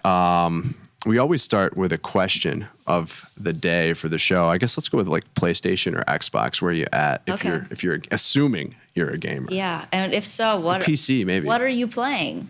Yeah, I like that. Share what you're playing. Because you're always looking for a new game. Always. Yeah. Well, not always. I got kind of tricked into starting up my gamer adventures again, but I'm not mad about it. It happens. Yeah. I love it. Let's take a look at the performance dashboard here. I've got Bitcoin just under 105 at the moment. We put this together 104.5. You can see some red on the screen for the last week here, but the trend still largely intact for BTC. ETH traded a little bit better, like I mentioned, but starting to see some weakness here. A lot of chop and noise at times when we look at these kind of price momentum signals in the short term, but obviously the daily precedes the weekly and so on, and you are starting to see things slow down a little bit. A couple of weeks ago, obviously traded a lot better, new all-time high throughout the month of May, towards the end there, and now, I like to describe it as taking a little bit of a breather. Sure. Outside of Bitcoin. Solana trading a bit weaker as well, but ETH has been better after being left for dead. Yeah, I've got all three of the top three here in my portfolio, in my personal portfolio, I should say. I know for a while there we were also talking about kind of the run that Ripple has been having, at least in terms of like more participation as well. Have not started to dabble in that just yet. But anything like surprising to you in any of that movement, or like, as you're saying, just based on kind of the recent run up and upside we've seen, do you feel like it's apropos that we've been taking a little bit of a beat? No, I'm not really surprised to see the price action that we're observing. I mean, for some time now, and we'll go and look at Bitcoin market cap dominance in just a second, but it's really been this theme of Bitcoin over everything. Going back to the conferences, a lot of the discussion really has been around Bitcoin ETFs, the accumulation game and flows, into those products. And when you look at, if we jump over to this slide here, Bitcoin market cap dominance at 64%, close to 65. If we use those same signals and you look at momentum there, it's still very bullish. There's no real signs of this rolling over and that it's altcoin season. You would expect to see Bitcoin market cap dominance come down quite a bit there. I will point out that ETH BTC is trading a little bit better. It's been so bearish for so long. It's trading better now. On the other side of that, you look at Solana, a lot weaker versus Bitcoin, a lot weaker versus ETH, but it still has been Bitcoin over everything. So not surprised to see that, yes, you're going to get these big bounces at times. These other smaller market cap tokens are certainly more volatile. So you do get those kind of big rips that happen when everything trades in one direction. But, you're seeing more resilient moves, at least recently, from Bitcoin, from ETH versus, Doge had a nice pop and has come back down a little bit. That's what I was going to ask you. So when you're saying like altcoin season, like, is it everything that is under like the top 5 in terms of market cap to you? Like, is there a common definition, or is it just more? It's really everything outside of Bitcoin. Okay. Historically, throughout cycles, what we tend to see, and it doesn't necessarily mean that it's going to happen this time, though everybody believes that it will, right? They want it to. But what we typically see is that Bitcoin makes this run, hits new all-time highs, it outperforms, and then at a certain point in the cycle, there's a rotation. You have investors, traders that take profits in that Bitcoin position. A lot of people will still hold, a majority of their investment in Bitcoin, but people look for opportunities elsewhere. If Bitcoin has had this big run, and if we go and we look at, on a relative basis, Bitcoin's up 12% year to date. Here you can see a few of the larger market cap tokens that we're going to track. So this is a year to date performance here. Bitcoin's up 10%. Everything else is down year to date when we look at that way. And I've got Bitcoin up 12% year to date here. So apologies, my numbers are coming from a couple different sources at different points in time. But you just look at year to date versus BTC, everything has underperformed. Yeah. It doesn't mean that it hasn't gone up. And in some cases, these tokens have done very well. But versus Bitcoin, they've underperformed. And so the view is at some point in the cycle, that flips. That's altcoin season. Right. And that's when crazy shit happens. Straight up valuations that fundamentally, if that's a thing, don't really make any sense. 15-year-olds are making thousands and thousands of dollars. It's easy, right? There's the FOMO. It's alive and well. It pulls everybody into this. You get this massive bubble. It's reflexive in nature. Yeah. Ultimately, you get a big correction afterwards. And I'm just describing historically what's happened. Doesn't necessarily mean it's going to happen this time. But again, that's what everybody's playing for.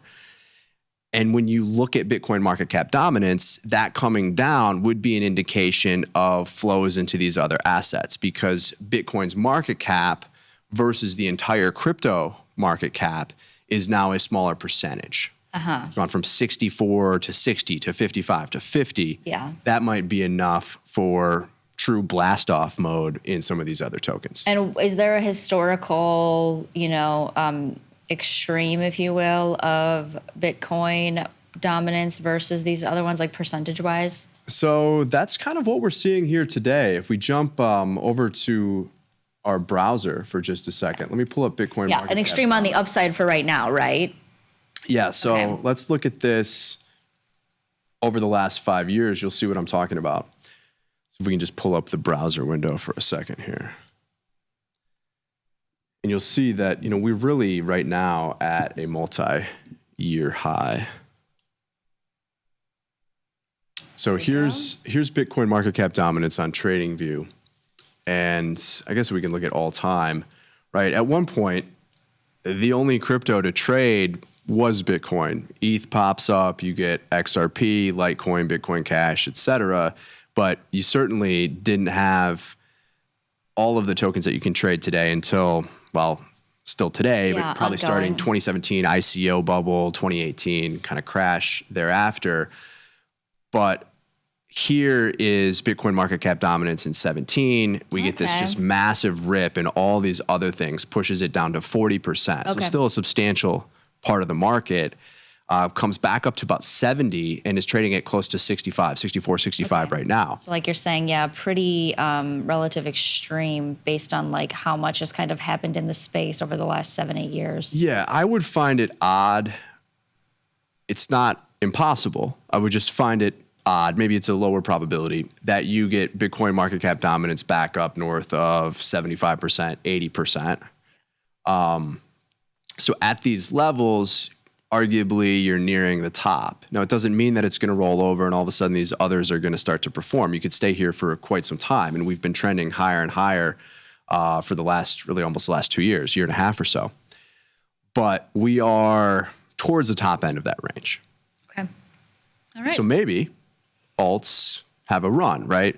And I guess the other way to look at it, it's like, okay, Bitcoin has an implied volatility right now of 43%. It's a $100,000 asset. Yeah. So let's just make it really simple. Let's say it's 50% vol, $100,000 asset, 1 year, 1 standard deviation range gives you a trading range then of 150 to 50. Okay. So a decent return if you own Bitcoin. But if we have altcoin season and some of these other things really run at it, maybe ETH can go to 5. It can double. Maybe Solana goes to 10. Roughly a 10x possibly. Not saying that's going to happen, but that's again what people kind of trade for or look for in these markets at that point in time when maybe all of the gains really have been squeezed out of Bitcoin. Okay. That's what we call vaporize or multiply. Yes, I like that. It's gonna be a new technical term here on the show.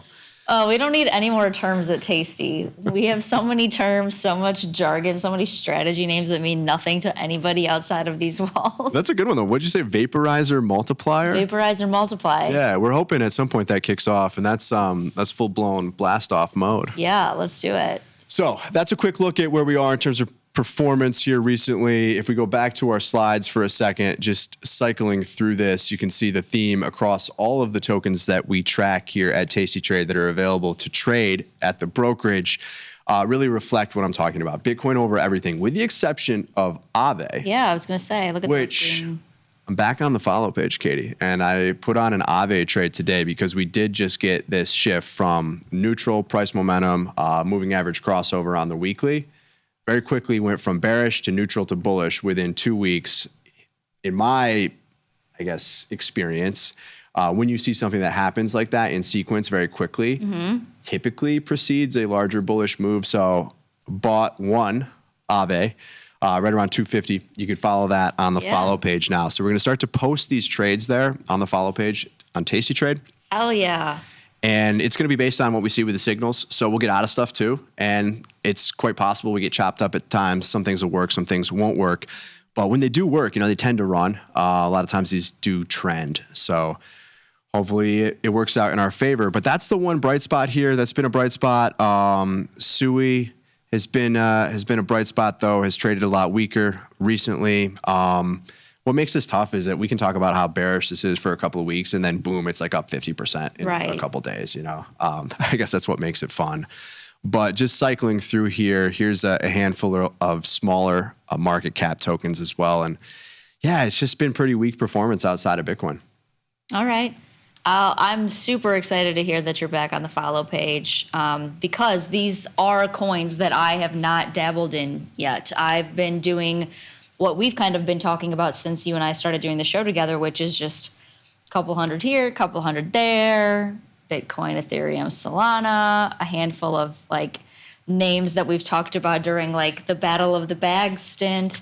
So I'm excited to kind of dig into these other ones. And I like that, when you are posting them, I'm assuming, I'm not, so maybe I'm wrong here, but I like that, you kind of went out and bought one Aave, but you can also do the thing where you are buying a dollar amount as well. Absolutely. Yeah. So it just kind of helps with the flexibility because $255, great, super in line with my risk tolerance for trading. I was working with one of our writers today and I was showing him, here's how you short a micro pound future, which is also around $200, $300 in buying power. So this is totally in line, especially for new to me products. Something like this would be digestible enough for me to kind of withstand, I guess is what I'm trying to say. Yeah, absolutely. Because we're not going to come in here and buy a whole Bitcoin for $104,000. Wouldn't it be nice? But we'll look at this as trade ideas, I suppose, for educational purposes where they're time-stamped. So based on whatever we're seeing in the market, one reason or another, we're going to go long or we're going to sell out of that position. You can't short this. We might short futures at some point to take, a negative view on price. So that's sometimes challenging in crypto. There will be other trades as well. Maybe we'll do something, a Coinbase MicroStrategy, trade some iBit options at times to express a different view. But keep an eye on the follow page. You're going to start to post more crypto-related trades there. But that said, first trade today in Aave, going long based on the signals. Let's take a look at some additional volatility signals here, Katie. These are the expected moves for the next week based on the current spot price and implied volatility. I will again, not so much caution, but call out Bitcoin vol is low. I've been buying IBIT call options with a decent amount of time, going out into the November expiration, buying the 60, 65, 70 strike call. Anything above that on the tail, it's cheapened up quite a bit here with vol low. So the view is obviously that volatility is going to expand more so than you're going to get a doubling in the price. What we really want to see is just the price start to run a little bit. You get that delta move, but more so volatility in Bitcoin goes from say 40 back to 60. Mm-hmm. That would be ideal. It's currently at a very low IV rank on the 1 year basis, almost zero. And you can see the same thing for the 6 and 3 month periods. Yeah. ETH, a little bit higher, but also still pretty low relative to where we could trade or where we have traded before.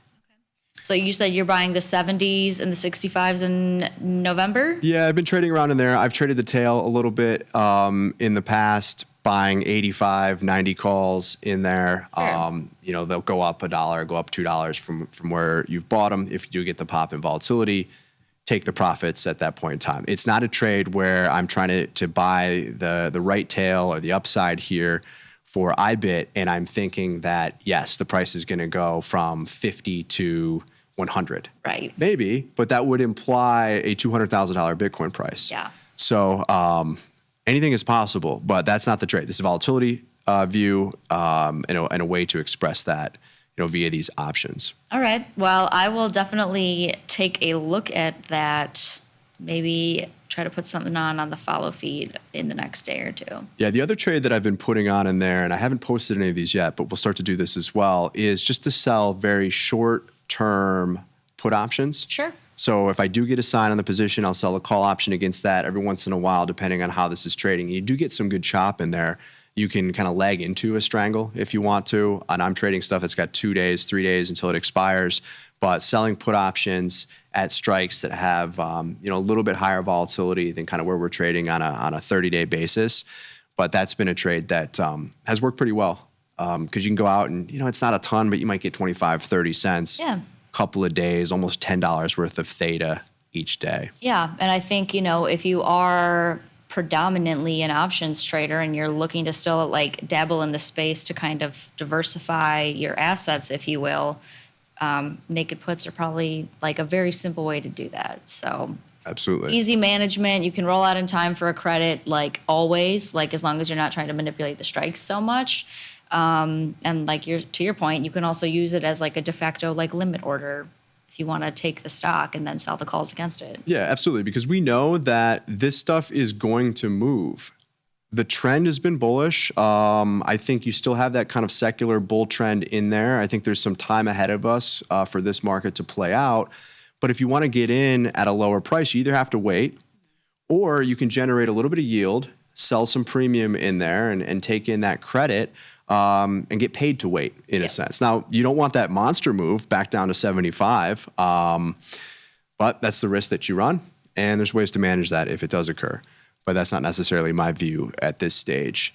Expected moves for Bitcoin for the 1 week are about $6,000. That's come in a little bit here as the prices come back down off of 110. ETH has really been stuck at about 250.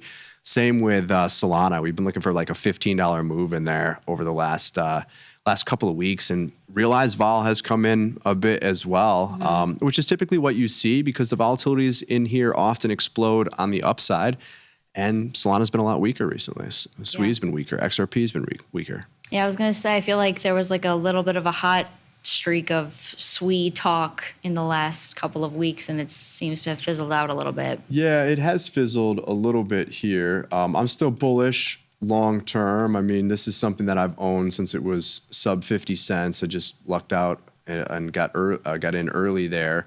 But, it's off of the highs. Highs about $5 in there. And recently, if you go back to April, this traded almost down to $1.50.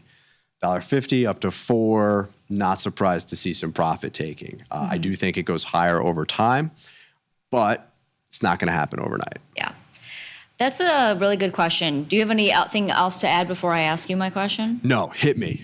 So the thing that's interesting, I think, about cryptos, and I was having this conversation with somebody recently, is that obviously there's such a large amount of disparity, I guess you could call it, between the prices of all of these coins. So when you talk about I bought SWI at 50 cents, how do you not, like, do people be like, well, isn't that just basically the same thing as like buying a penny stock? Like, do you feel like they're similar? Yeah, absolutely. These are, micro market cap at times. You can get all the way on that end of the spectrum where you have a market cap of a couple $1 million, and it probably is going to be a couple $1 million or zero. Right. But there are those asymmetric opportunities where that couple $1 million market cap that you happen to get into at that time goes to a couple $100 million. Right. Now, those are few and far between, but it certainly happens. There's ways that you can just absolutely knock it out of the park here. So is that similar to biotech or penny stocks, really small micro market cap companies? Absolutely. Yeah. Yeah, I think there's definitely some similarities there. There's probably more opportunities in crypto to really kind of put on your and like the gambler latest hat. drug breakthrough. Exactly, yeah. So if you can kind of catch that narrative, and sometimes they don't last very long at all, but that's where you can find some alpha, and you ride the bubble, really. I don't think, for sometimes you're not in the trade to be in it forever, but they can be reflexive in nature, and that's kind of how you make money, is in these bubbles at times. Right. And I think the point is that, like, you're not just doing that, right? Like, yeah, you are putting some type of capital on the sidelines, almost like dormant, if you will, until those moments happen. But you're also a very active trader in other regards, to your point of how much other positions you have on with Bitcoin, with providing liquidity pools, with staking. Like, you are doing more than just like spraying out and like loading up on absolutely cheap like coins. Those trades maybe account for 1 to 2-3% of my portfolio. Exactly. Majority of my portfolio is invested in Bitcoin, in ETH, in Solana, have some SWI, have some Tau, BitTensor now. Yeah. We've talked about that a little bit. But, taking a flyer on something that's sub $10 million market cap, I'm not putting a lot of money into Totally. it, right? It's the same thing as buying. They're lottery tickets at times. Yeah, it's buying a raffle ticket at the Cubs game. Yes. Love it. So it keeps you. It's a engagement tool, right? Yeah, I love it. I just figured I'd ask because, like, it was a question that got up. Like, well, isn't that the same thing as a penny stock? But I do think you also make an argument to say, well, maybe there's more stuff going on in the crypto space than in some of those other penny stock spaces. Totally. Cool. Well, Katie, that's going to do it for our show. Thank you, as always, for joining me here on the Tasty Crypto Show. It's a pleasure. Thank you for having me. As always, it's been a nice little reunion. Yeah, it's good to see you. I've been off for a couple weeks. I feel like we've been out, but we are going to be together on the road here soon down in DC. So if you're in the DMV area, as I hear they call it, maybe you can make your way to the DC show. Yeah, that'd be great. tastylive.com/events. Go ahead and sign up. We've got a couple of other road shows later this year, and other people going out on the road as well. But hopefully we'll see you in DC in a couple weeks. Beautiful. That's going to do it for our show. I'll be back on Wednesday. Until then, I'm Ryan. I'm Katie. Peace. Peace.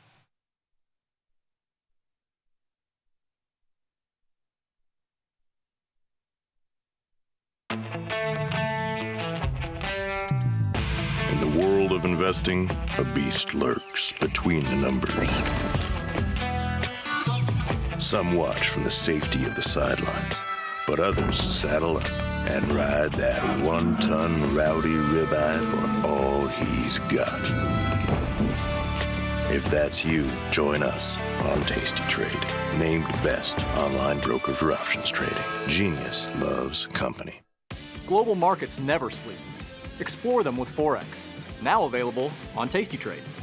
Get in on over 80 Forex pairs, 24 hours a day, 5 days a week, with the Forex platform that adapts to your style and speed. FX marks the spot. Trade it on Tasty Trade.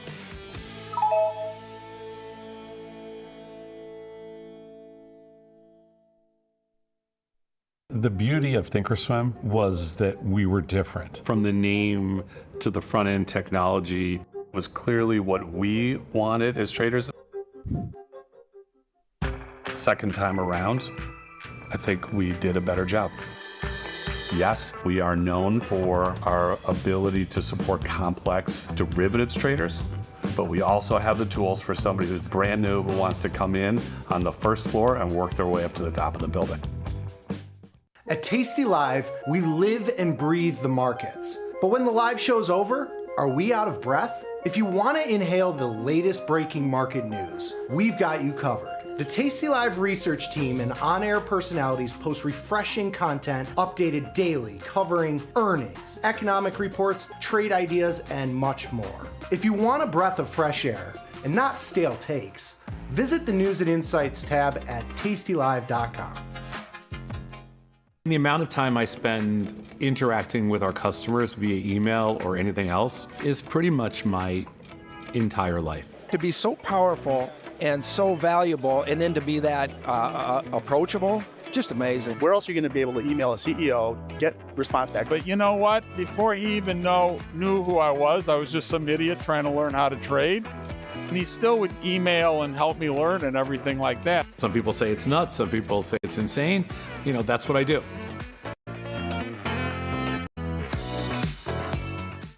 Regulation time may have expired, but the conversation is just getting started. This is Overtime, the post-market scrimmage for market junkies. Join Chris Vecchio, Ilya Spivak, and me, Dylan Radigan, as we analyze the X's and O's for everything from earnings to politics to macro events and more. Nothing's out of bounds on Overtime. We break down the news to provide you a playbook for your trades. Watch Overtime Monday through Thursday only on Tasty Live. Tasty Live's godfather of options, Tom Sosnoff, is grabbing his passport and taking this show international. He'll be joined by IG's Rich McDonald in London and Milan, along with special guests at each stop for an evening of live trading. It's fun, challenging, and moves as fast as the market. Doors open at 5, with trading starting at 6. Come early and have a pint or glass of vino with the boys. It's totally free, but space is limited. Register at tastylive.com/events. Options just got molto interessante. The market doesn't stop. So why should you? Diversify your portfolio with stocks, options, futures, crypto, and more from Tasty Trade. Focus on the markets that matter to you. See the odds before you trade using curve analysis, IV rank, and more tools. Get industry insights that help you find your next trade right where you need it. Tasty Trade. Download today.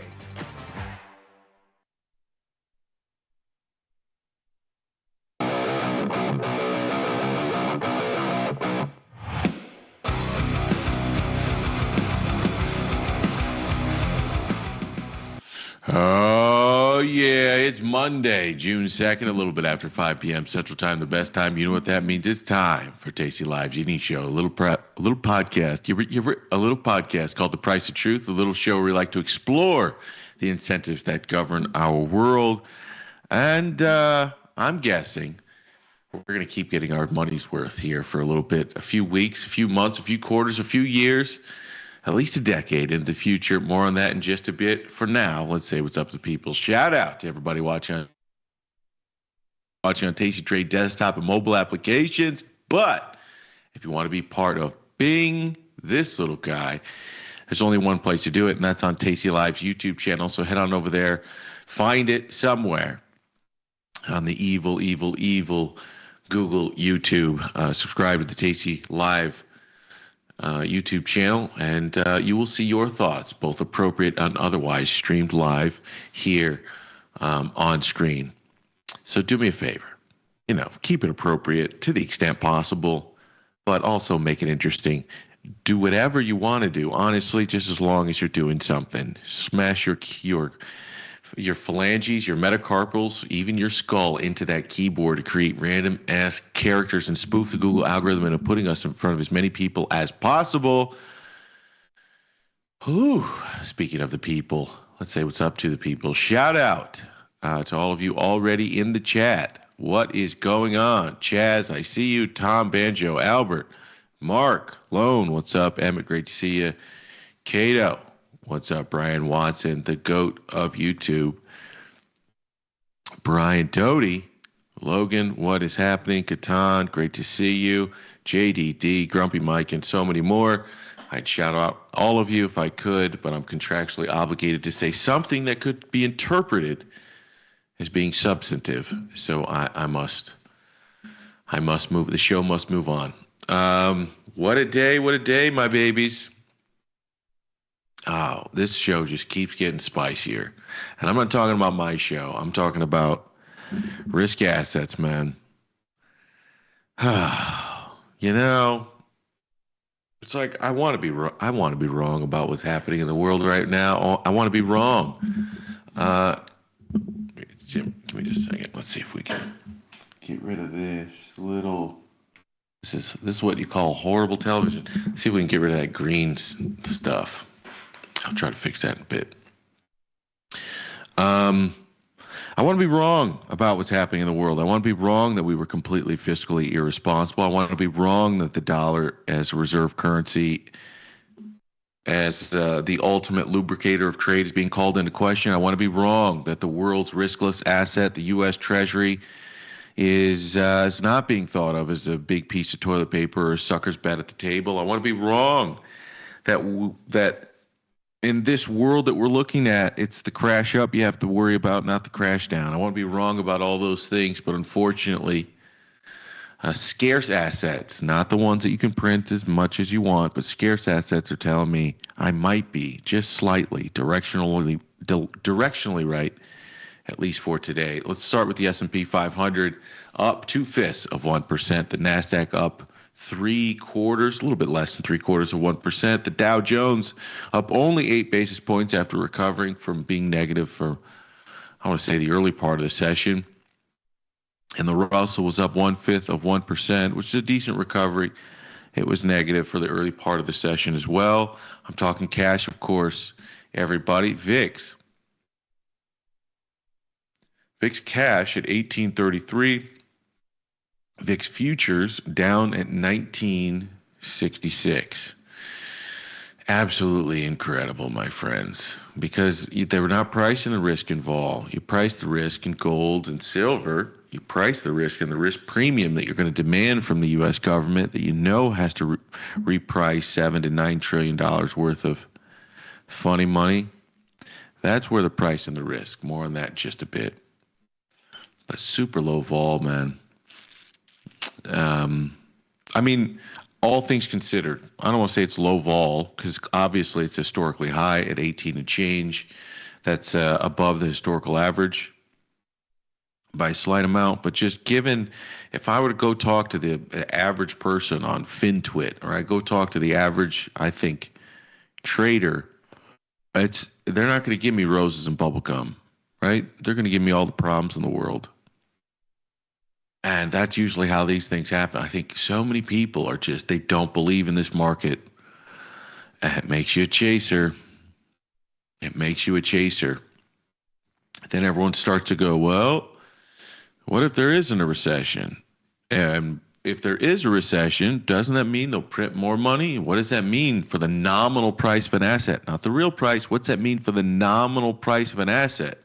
Well, if we're already at 7% debt to GDP and we go into a recession and they lay people off, doesn't it mean our outlays actually go up? Our spending actually goes up?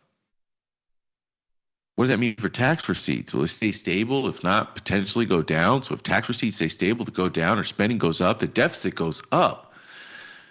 And that money goes somewhere. So what does that mean for the nominal price of an asset? Eventually people catch on to the game. I'm not saying that that's what happens. I'm saying that that's what people are going to think. That's the sort of the thought process that people are going to sort of catch up to. It might be wrong, and I know plenty of smart people that think that's the exact wrong way to think. That's the liquidity actually ends up being the problem. It's the liquidity issues that you have an issue with. More on that in a bit. The long end of the curve took another little punch to the chin here today. So after, what was that, 4 out of 5 sessions, something like this, 4 out of 6 sessions to the upside. I look radioactive. I know. Let me see. So what happens is sometimes if you don't have enough, I don't have enough light. Get this weird green fuzz going on around me. Let me see if I can fix it. can edit this in post, right? We can edit this in post. What? No? This is live? Okay. Maybe that'll help. All right. If it doesn't help, I'm sorry. That's the best I got. But bonds, after what, 4 out of 6 sessions, rising slightly up from that 109 and 20 tick low that we made, what was that, week and a half ago? A nice little, what Tom Sosnoff called it, nice little slog up to 113 and maybe 9 ticks, something of this nature. About a point taken off the long end here today. After they open them back up, another 10 ticks added. I think we did it. I think we got rid of it. I look weird, but there's no more green stuff. Show business, baby. Show business. I'm in a home office with 2 ring lights. Show business. Get a grip. All right. So we're down to 112.08. Let's take a quick look at the yield curve. Again, shorter end has come in. We haven't 90 to 4%. It seems like we want to settle there in the short end, at least for the short term, while people are thinking, we're at what, 2 cuts for the rest of the year, and only 2 cuts, mind you, for next year. So we've gone from, this market's so insane, batshit crazy. We've gone from 4 cuts priced in 2025 with a slew more in 2026 to 2 cuts placed in 2025 and 2 cuts placed in 2026. So that means for the remainder of the next 18 months, you've got a grand total of 4 cuts priced into the marketplace. Don't believe me? Take a look. First one starting in September, second one coming in December, next one in March of 2026, and then June of 2026, and that's effectively all you got. And people are now starting to whisper about the potential. I heard Jim Bianco, many, smart people, many very qualified people, many bond guys specifically, talking about the prospect. There's nothing I hate worse than somebody who doesn't pay attention to the market, the bond market, try to speculate on how many cuts the Fed's going to make. It's one of the most annoying things, because they're just it's just a fart in the wind guess. But anyways, about the potential of them not hiking at all for the remainder of the year, or not cutting it all for the remainder of the year, and then potentially even starting to whisper about hikes. I think we're a ways away from there, but that is not out of the cards. And some of there's probably a better risk to reward payout on betting the hike while we're still 2 cuts than waiting until we're much closer. The Fed does a rhetorical pivot. We go through, Jackson Hole, something of this nature, and then you get to a place where now it's possible. That said, I think we've got a long way to go. But why would you start talking about the potential for a Fed to be hiking more than they're going to be cutting?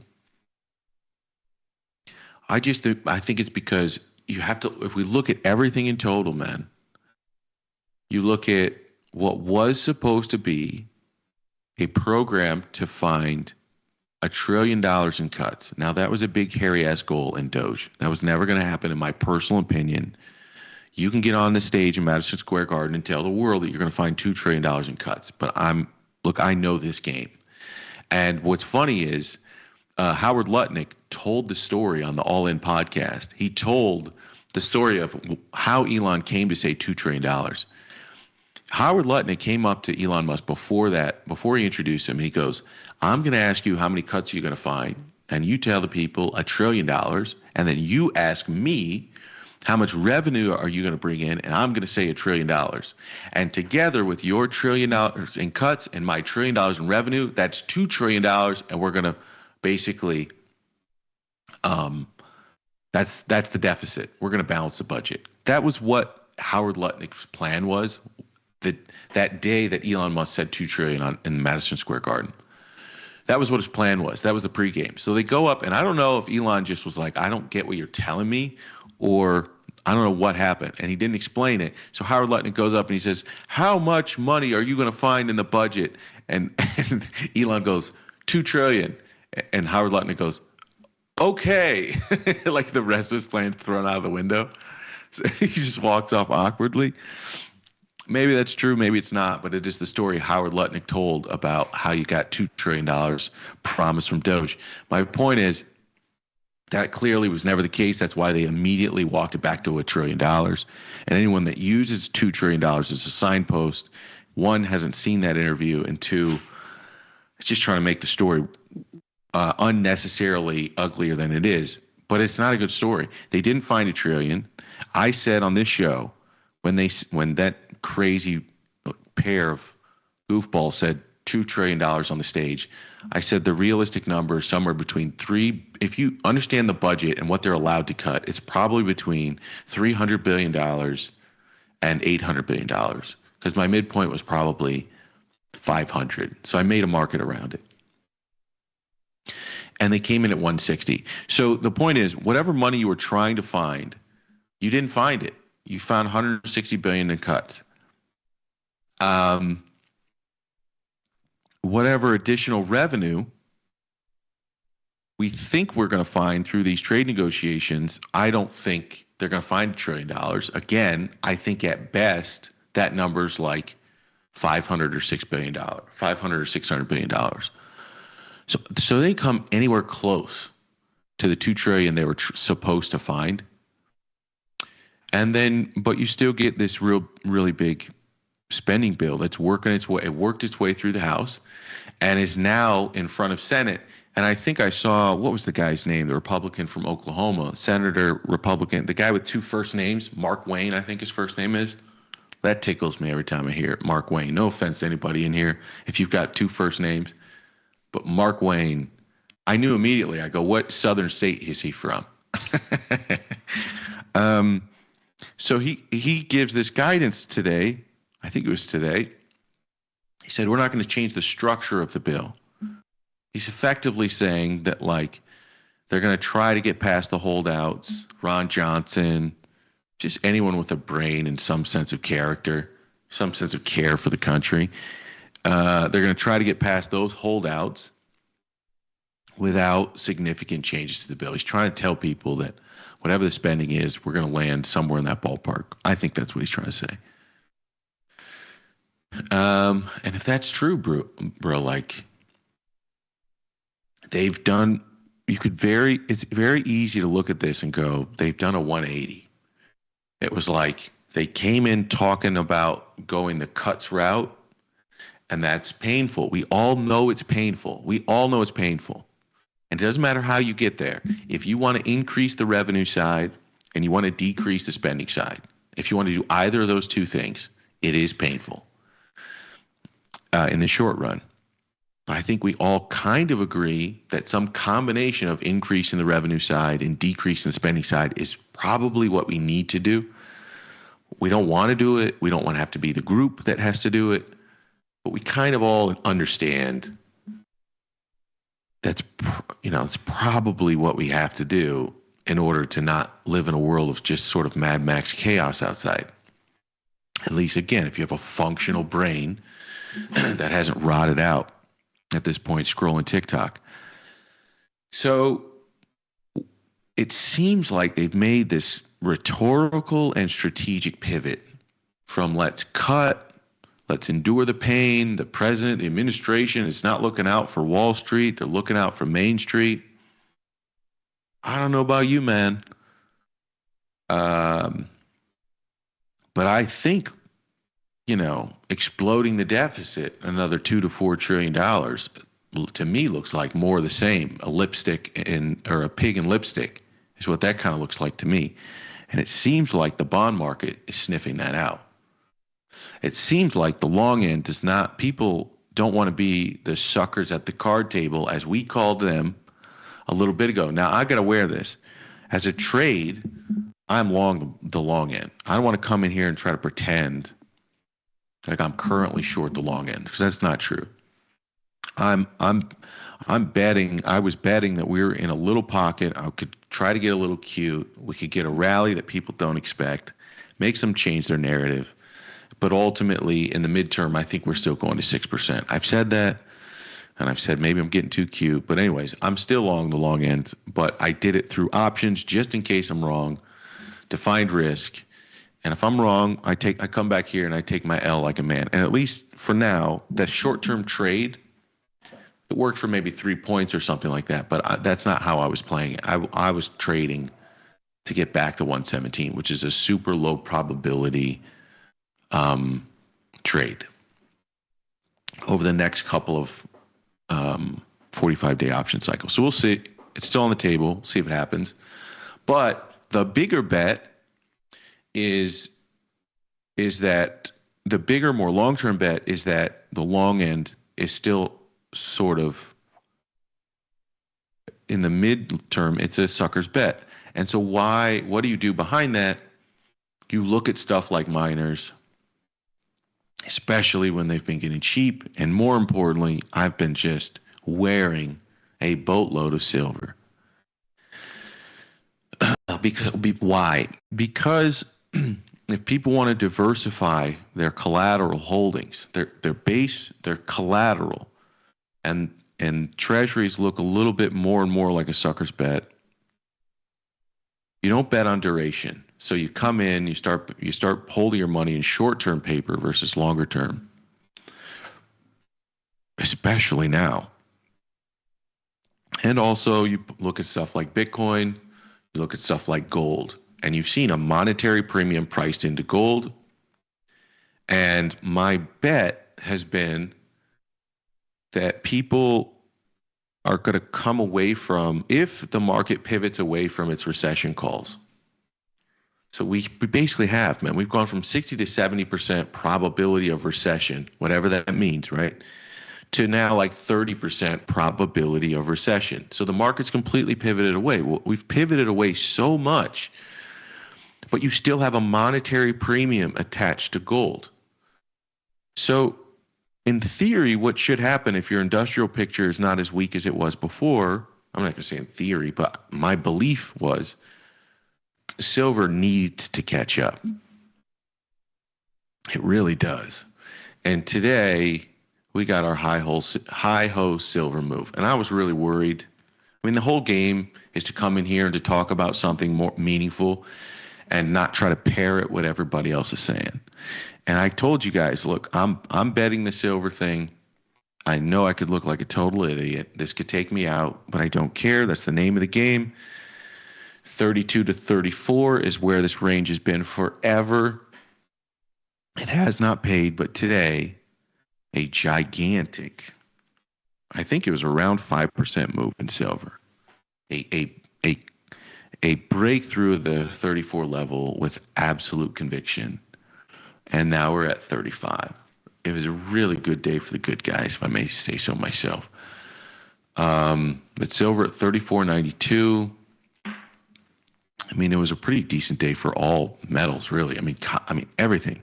Copper was up, gold was up, natty gas was up, silver was up, gold was up. You name it, man. And let me tell you this. All you had to do in like 2020, 2021, 2022 was just watch commodities. Come on. Don't listen to Austin Goolsbee. Don't listen to Jerome Powell. Don't listen to all these people. They're going to get you killed because they're telling you a narrative that they're either lying on purpose or they're saying things that they're not actually going to do. And they're doing that because the only method that they have to control this market is jawboning.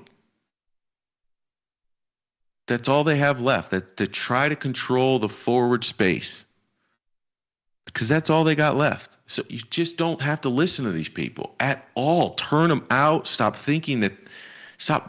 going, what the Fed do? It doesn't matter. It doesn't matter what these people do. They are so caught in a box right now, and it's not even funny. And the only thing, I almost tweeted this out, and I held it back. God damn, how did I get off to a rant already? But I almost wanted to tweet it out today, but I'm like, all right, try to keep some level of your professional reputation intact. But I'm like, these people are idiots. And if you're listening to these people, you're an idiot too. If you care what these people are saying at this part of the cycle, you have not been paying attention. I think I read Austin Goolsbee say, surprisingly, the tariffs have not shown up in the data yet, or has not been as inflationary as we expected or suspected. What? What are you talking about? First of all, it's June 2nd, my guy. Which one of you thought it would be in the inflation data by June 2nd? Surprisingly? First of all, not surprising.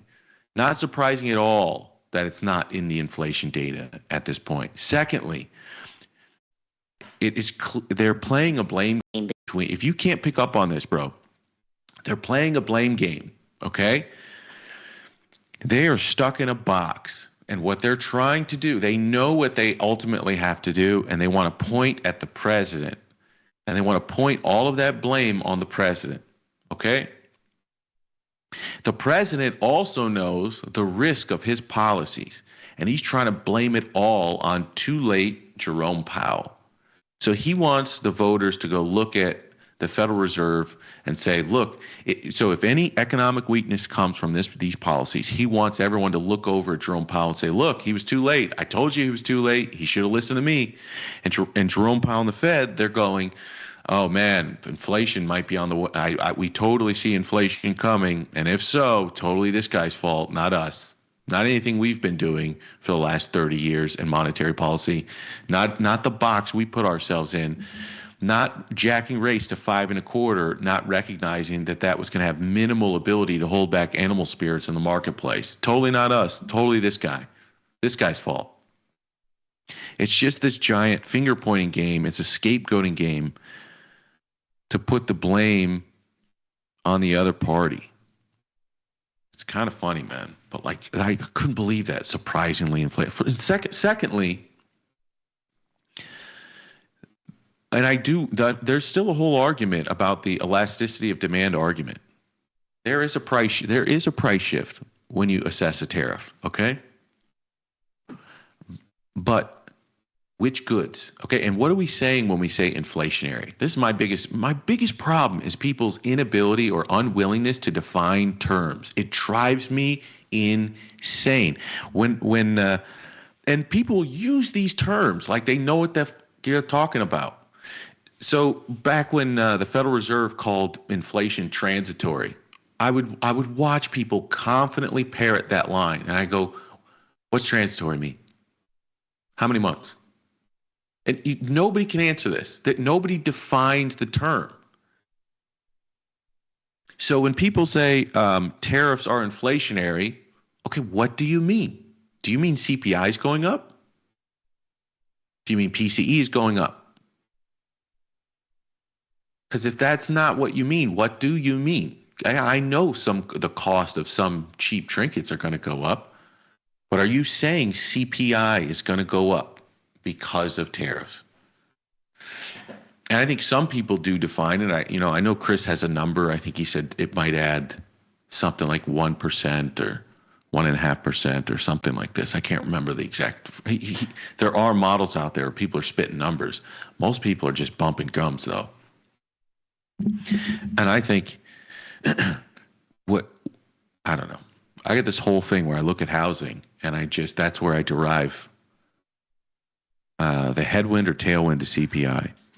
And I think the existing homes, bro, a lot of the existing home sales are totally cooked.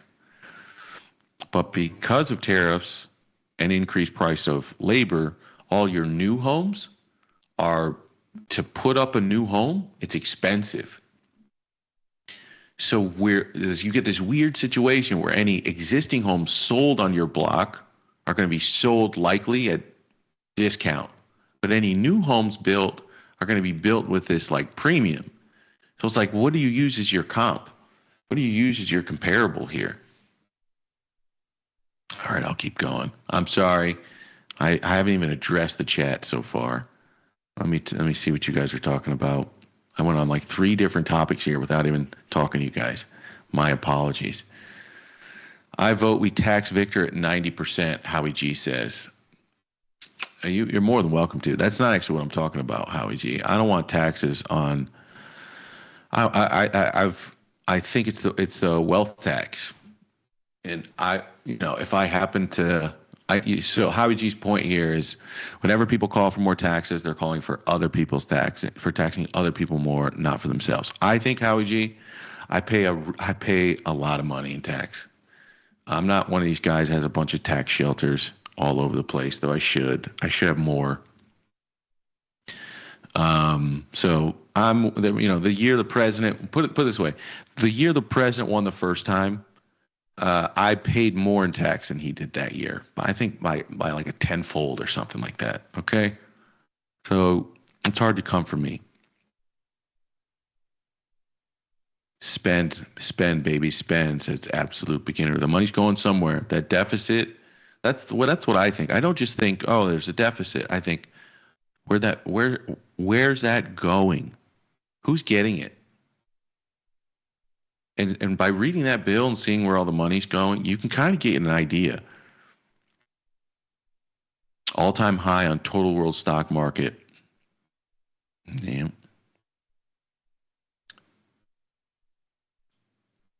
Default swaps and easy bet. Yeah.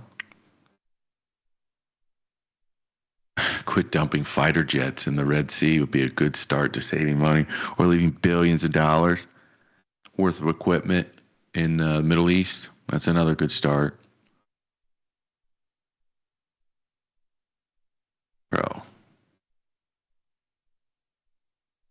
It's like, look, sometimes I'm careful. If you can believe it, I'm actually careful. I'm actually reserved about the things I say on air. You're only getting you might be getting 30% of it. But is anyone else starting to get the feeling that our Treasury is basically held hostage? Anyone starting to get that feeling?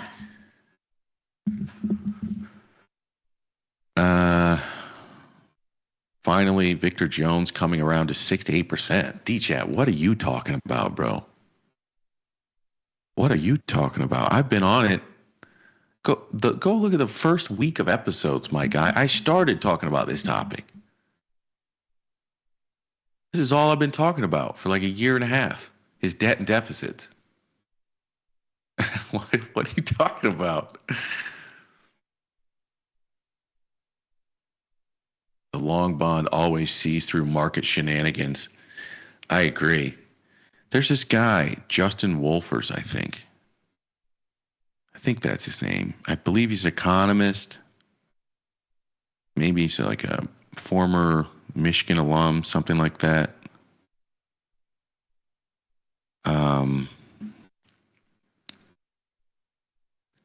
He was trying to make some point. He said, here's the latest ISM survey reporting what actual manufacturers are saying about the tariffs. Most suppliers are passing through tariffs at full value to us. The supplier considers it a tax, and taxes always get passed through. Very few are absorbing any portion. And then it goes on and on. And I thought I'm like, this guy's hilarious. Because he's got this fancy education. He's what I like to call a cable news economist. He's not one of the guys who shows up on like Bloomberg and stuff. He's the guy who shows up on CNN and MSNBC. So he's not saying anything helpful to like a working class person watching one of those shows. He's not saying anything that would be helpful to like a trader or investor watching those shows. He's feeding zingers, TV talking points to like basically doom scrolling Karens. That's what I call them. But like he's using all his brain power on his Twitter feed and on these media hits to try to convince people what you already know. You already know a tariff is a consumption tax. You already know who pays that tax in most cases. There are some cases in which the supplier has to eat a portion of that because they are unwilling to unwilling or not unwilling, they're unable to pass it down to their consumer at the price due to elasticity of demand of the good that they're selling. So I'm like, this dude's doing all this work to try to convince people that consumers pay the tariffs, which we already know, and that politicians lie. You know what I'm saying? It's like, yeah, bro, he's lying about that. He doesn't want Amazon to put the cost because he's lying. And anyone with a brain knows this. The only people arguing about this subject are just people on TV. Anyone with a brain doesn't argue this. What you argue, you don't argue who pays the tax. You argue the elasticity of demand at the current price levels. Do you think you can pass on a 10% increase in a cost or 8%, fivefold increase in the tariff? Do you think you can pass it on to the consumer? And in some cases, to some consumers, the answer is no. And in some cases, the answer is yes. And you can't pass it down, demand falls. Demand falls, then perhaps you make an adjustment to price, and so you're eating some part or all of the tariff, and the consumer's paying some part or none of the tariff. And it's totally individual. It's based on the good, the product, the service, and the end customer, end consumer. And the fact that we don't talk with that level of nuance is just insane to me. It's always got to be all or none. It's always got to be a binary discussion at the aggregate.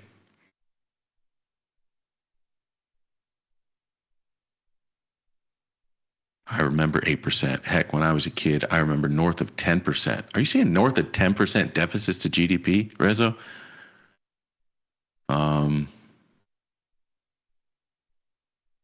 It's only because BRICS is buying gold. Gold-silver ratio probably around 99. If BRICS doesn't buy silver, then it won't go up. I don't think so. To be clear, you think the only people buying gold right now is BRICS, and that's why it's going up? I think people get caught, man. People get caught in these single factor. Like a single factor analysis will be the death of every trader in the world. If you think gold's going up because BRICS, gold up equals BRICS buying, I think it's probably a bit more nuanced than that. I think there's central bank buying throughout all the world. I think there are large amounts of private institutions that are buying gold. I think there are funds that are adding gold to their portfolio and decreasing their treasury holdings. Bro, this is not just BRICS, man.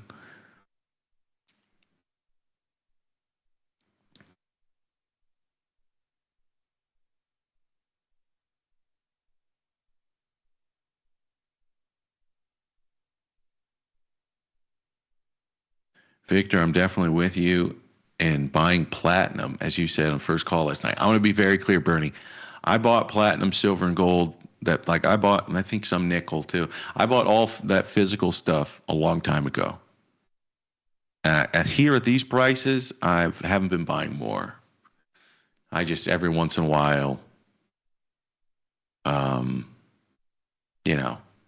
get out the bars and the coins, and just count them like a greedy Ebenezer Scrooge or something like that, and then put them away. But I haven't been buying them. A few years ago, I saw a world where you either had to try to address the deficit problem we were having throughout the world, through the whole world printed 15 years of debt at no interest, effectively no interest. And it's like, if you ever gave somebody an unlimited credit card, let's say you gave somebody a financially irresponsible person and you gave them an interest-free credit card that had no purchasing limit. What do you think that person's going to do with that credit card? Now, after 15 years, go, okay, now your rate's 6%. Immediately, you have a problem. You either have to take the pain that comes with acknowledging that you are going to have to significantly change your lifestyle in order to afford just the interest payments. Forget the principal, just the interest payments on the debt that you accumulated over 15 years of reckless, financially irresponsible spending because you failed to see a day that you would actually have to pay for this stuff.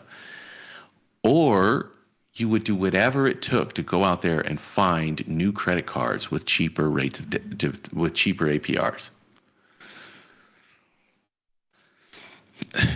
And the solution we've always chosen is to go out there and try to find more credit cards. And so when I saw that as the likely conundrum we were going to find ourselves in, and Lynn Alden has this great, she gave a speech over at Bitcoin 2025. I posted it on my Twitter. If you haven't seen it, I think it's worth a watch. I think she did such a great job of hitting all the points. We've talked about all these points on this show. She talked about the unfunded Social Security liabilities. She talked about the fiscal deficits. She talked about how jacking up interest rates from monetary policy hasn't had the desired or the intended effect that the Federal Reserve probably wanted. She talked about a lot of the things that we've talked about here. Basically the inability, the incentive structure of politicians. Nobody wants to come in and create the pain necessary to address any of these problems because you're not going to get reelected. Neither is your party. So the whole incentive structure it makes the Fed, it renders them sort of useless to do anything, and it renders all politicians useless and feckless to do anything. And that's how she comes up with the saying, nothing stops this train. And it was I thought it was a great speech. If you haven't watched it, go watch it. But that's one of the reasons I bought a lot of that physical stuff, those physical metals, and some, Bitcoin as well. So I don't see a way out of this. I don't see a way out of this other than doing what they've always done. And that might be wrong. Ultimately, that may prove wrong. I just don't see how. The problem is if everybody starts to believe that, if everybody starts to internalize the thoughts that I'm talking about right now, bro, this thing's going parabolic to the upside. And that's not good. That's how you get your negative outcomes. If everybody sort of gives up on risk in the market, on actual material downside risk, and they just say, nobody's going to do anything about this. There is no downside risk. You have the ultimate moral hazard. And, that's where you get this, crazy melt up that everybody's been calling for. And that's where things get dangerous. All right, I'll keep cruising. But if you ever wanted to know, why does Victor care about, material so much? Why does he talk about miners so much? It's because I ever since that point, I'm like, all right, well, how do I play this? And I thought to myself, well, on one end, I want to try to own stuff that you can't print more of. And that's materials and energy. Because no matter how much cash dollars you print, you still got to pay for energy. And I included utilities in that because I felt like as soon as AI accelerated, now you have compounded your energy needs. You're going to have to go get that from somewhere. And that's one of the reasons that we've been talking about uranium and nuclear as an eventuality, which ended up more or less being the case. So now it's things you can't print more of, which are, your basic materials, they're your metals, so your energy, critical minerals, those types of things. And the barbell on the other side is the stuff that automates everything. And it's your high beta, high automation instruments. So it's for sure Bitcoin is one of the high Bitcoin assets in the barbell. And then it was other stuff like, I don't know, it wasn't NVIDIA because I just missed it. I thought I missed a lot of it. I ran it up to, I want to say like 900 would be the effective price, or 90 split adjusted. But like Intuitive Surgical, Rockwell Automation, I want to say was part of it. I don't know. There's a handful. There's a handful of 15 different names. And then in the middle, it was sort of this healthcare component. And the healthcare component was all the things that I saw going wrong about health that I didn't think we were going to have the incentives to try to fix. So, for example, HIMSS was one of these things that I thought, HIMSS and companies like HIMSS, they've run into a little bit of an issue here on their GLP-1s, which I can speak to if you want. But the point is, it was HIMSS, it was Progeny. So those things sort of address lower testosterone levels in males, lower fertility in females, lower ability to procreate. There's some, what were the other ones?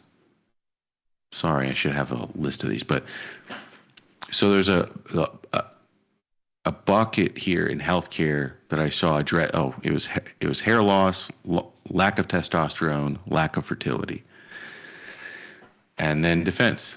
So that's like your Palantirs, high beta defense. So like Palantir, stuff like this. And watching all this stuff for the last 2 years has been wild. You know what I mean? It's not just watching it play itself out, but it's been crazy to think. It's more crazy to watch people. So to sort of think about this world a couple of years ago, and then to see some aspects of this. I'm not some Nostradamus, but I just think like you can think on a longer term time frame and see some of this stuff, right? The private prisons, likely being more and more of an interesting investment. You can see a lot of this stuff playing itself out, and then to see a lot of people bug out, lose their minds, and they think it's all the president. And it's like, no, bro, it's the incentive structure. It is the setup. It wouldn't have mattered who you put in there. There's a setup here that the incentive, like these people don't do a lot. They don't do as much as you think. They have some power that they can wield, but it is not much when you put it up against tens of trillions of dollars, man, of incentive. It's not as much as you would think.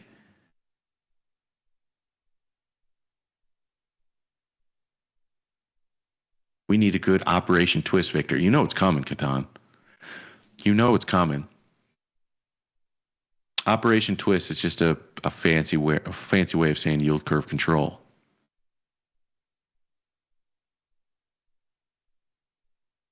And Catan, I don't see how. To me, that's the eventuality. You know what I mean? That's where I see us going. And I don't know if it's today or a year from now, 5 years from now. I don't think it matters what president we elect, with the Senate, if you give them the trifecta or not. You gave the Republicans the House, the Senate, the Supreme Court, and the executive branch. And do you know what they did? The traditionally fiscally conservative Republicans, they are blowing out the budget. Not in a post-pandemic world, not in a economic recovery world. We're not directly in war, though we're funding everything across the globe. They're blowing out the deficit. I think what happens is after this presidency, in the same way that the Democrats are kind of like in this just disarray, right? Like politically, they're in a rebuilding year. If this was a sports team, you'd call this year a rebuilding year for the Democrats. They're completely lost. They have no platform. They're trying to do some sort of opposition, but they stand for nothing. So how do you oppose something when you yourself are offering no solutions? Because you're in the pockets of Wall Street billionaire donors who don't allow you to offer economic populism. So you're hamstrung. All you can do is rabble-rouse. That's what ALC's out there doing, just rabble-rousing with no solutions. Cory Booker, Hakeem Jeffries, these people, they have no solutions. They're not saying anything of substance. They're just acting angry. So they're in a rebuilding year. I'm losing everybody. And I think the Republicans are going to be in the exact same position. 2028, the Republicans are going to be in that exact same position, and they're going to have to go back to the constituencies and explain why they were given all branches of government, and all they did was blow out the deficits, and they didn't actually materially increase the living standards of the working class. And I think they're going to be in the exact same disarray. We'll see. Hopefully I'm wrong.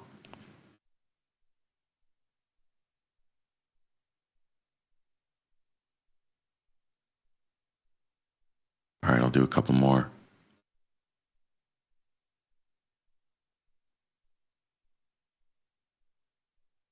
It's uranium and AI now. Love the price of truth. I'm not a doomsday. I'm not a doomsdayer, I don't think. Am I? I think I'm realistic. So when I say this stuff, it's just like,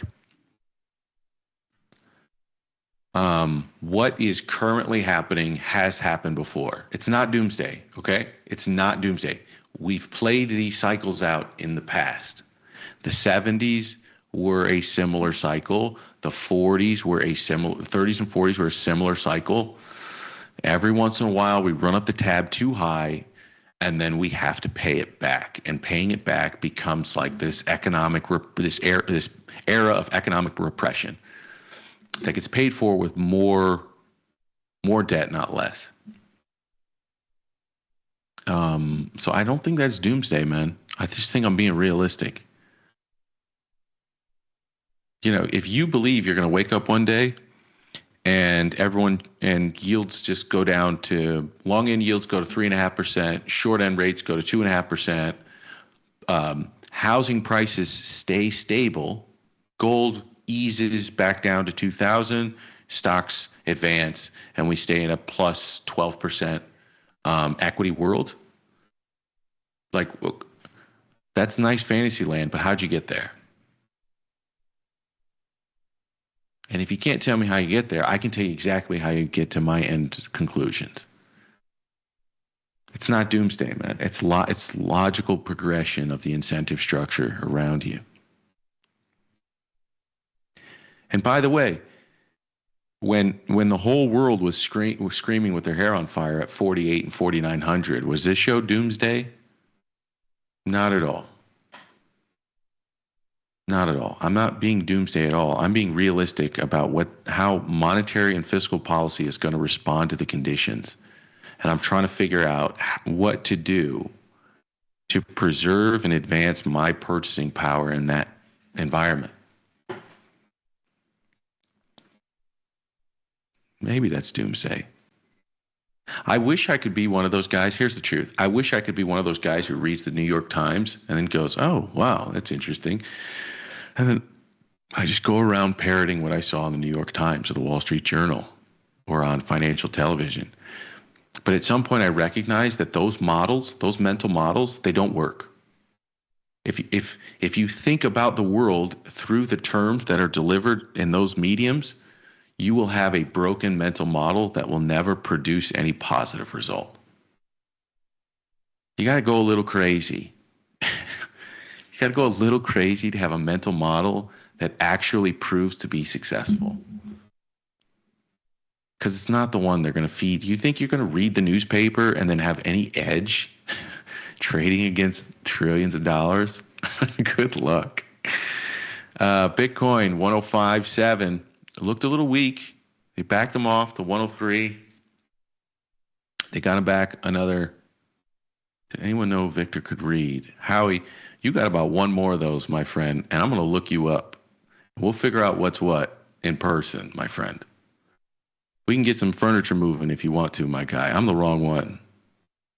I'm telling you, my guy, and I'm stopping my show to look you dead in the eyes and tell you I'm the wrong one. And I'm doing that so I don't have to block you. So you either heed the message, my friend, or you get locked out of having any conversation on this channel. I don't make threats. I make promises, my guy. I'm the wrong one. Crude oil, 63.11, up 1%. This thing just exploded off the bottom at 55. We're up $8 off the lows. And energy, a thing that nobody has exposure to, all of a sudden is performing. Top performer so far today. Kind of knew that after yesterday's open when natty gas was up like 4% and crude oil was up a couple of percent instantly.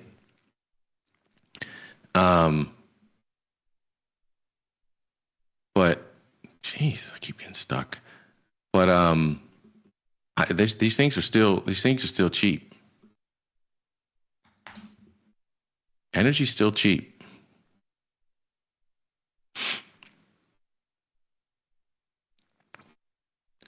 If you look at XLE, man, relative to a lot of stuff in the marketplace, I'm not saying it could go lower, sure. It's not the bottom of its range down to 75. But my issue though with XLE, is it's 50% two names. And you guys know when I'm not even a fan of the SPYs because 30% of it is in 7 names. So I think so if 50% of an ETF is in 2 names, I go, well, why would I trade the ETF? It's not diversifying my risk in any way, shape, or form. So why don't I it's only going to create drag on the upside. So let me just pick a few names myself.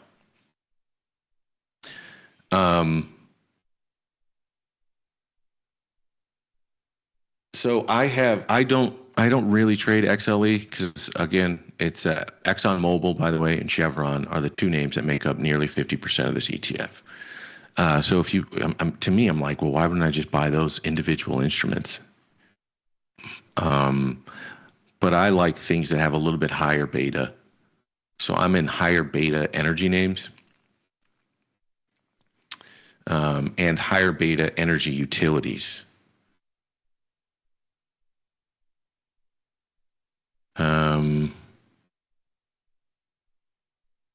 So yeah, up 1.3%. We're still, I would say, just shy of mid-range in the short run.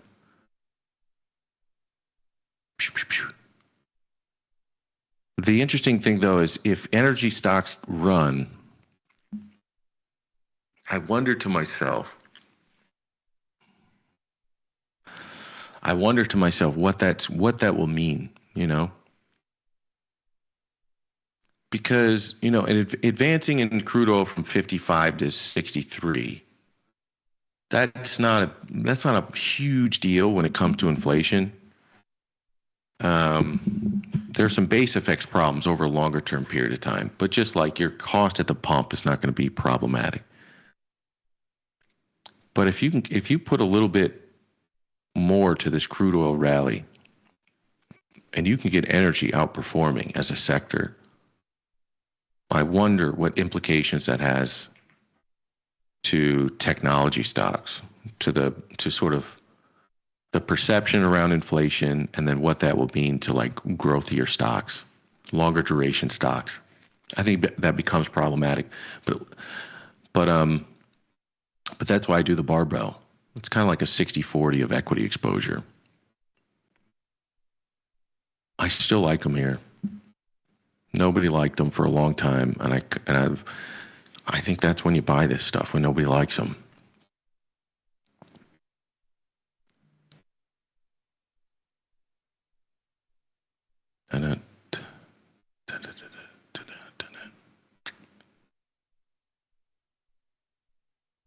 I gave up on UNG. Plastics rule, says Brian Watson.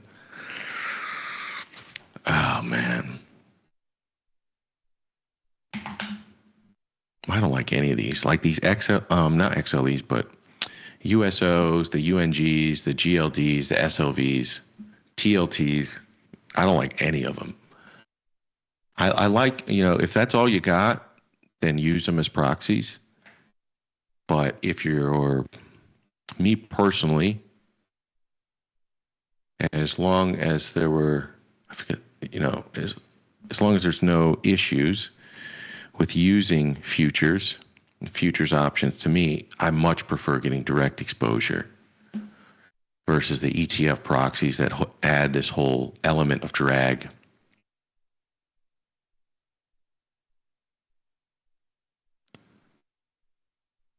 Natty gas just exploded. I have nothing. Maybe a few natty gas companies. Maybe one, actually.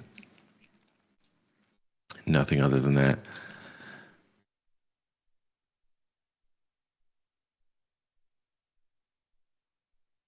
All right, let's take a quick look at the economic data expectation for this week. So far, you got the PMIs and the ISM manufacturing construction spending this week. You got it today. Tomorrow, you're going to get some motor vehicle sales, JOLTS. Austin Goolsby's going to speak for the second time this week. Lisa Cook, Lori Logan. Again, I just don't see the value anymore. Just control what goes in. They're not going to say anything of substance. And if anything, they're just downloading propaganda to anyone who listens. Mortgage applications on Wednesday. ADP on Wednesday. I'm skipping Bostic, PMI, ISM services. Those PMI ISM days are like Ilya's Christmas, or his Easter, I should say. Jobless claims on Thursday, productivity numbers. This one leaves out, I don't know. Oh, no, it doesn't. It has the EIA. And then Friday, the employment situation. So the labor report, along with the Baker Hughes rig count. Maybe we stop losing rigs now with crude going up. Consensus is 129,000 jobs added to the economy. Last month was 177,000. Consensus range, 100,000 to 190,000, with the unemployment rate somewhere between 4.1 and 4.3%. Consensus at 4.2.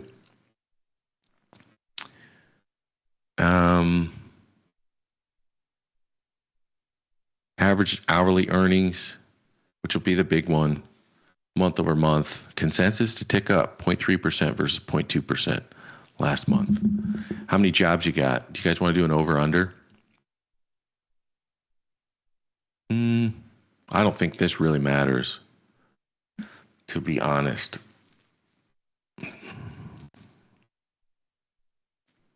What's more interesting is to try to figure out if we did an over-under on 129,000,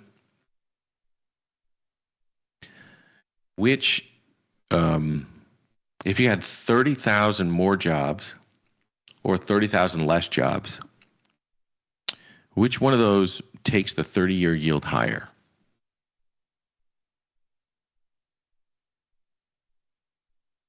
Maybe say 50. I don't know if 30 will really matter. 50,000 more or 50,000 less? Which one of those takes the 30-year yield higher? I don't think it's as easy as a question as you think.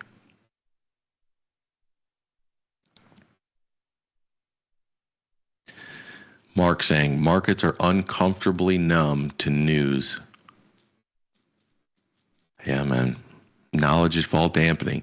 You can't come to the marketplace and threaten 60% global tariffs, ratchet them up to 145, and then think that the market's going to flinch because their employment report was 10,000 jobs light.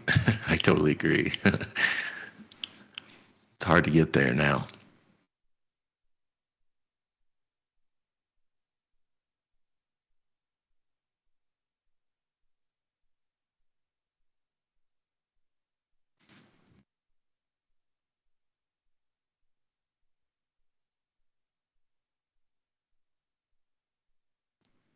Hear my daughter in the background, sorry. I'm convinced the economic reports mean nothing in the current market for whatever reason. This market is moving like a meme stock. All hail taco. Yeah. You know what's really sad too, in my personal opinion, by giving up on any sense of fiscal responsibility, this is the same outcome that you would have had with the other party. You know what I mean? You might feel different. You might have got a couple of culture war wins, but without the sort of the change in trajectory of debt, this is the exact same outcome. That's what's tough. You know, I might be wrong, but I genuinely felt that people were ready to tolerate a little bit of an upset stomach.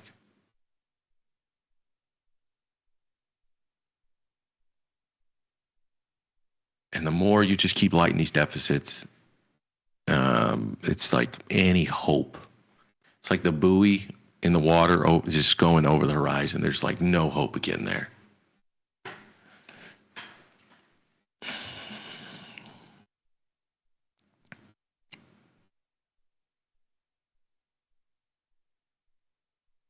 All right, let's keep going.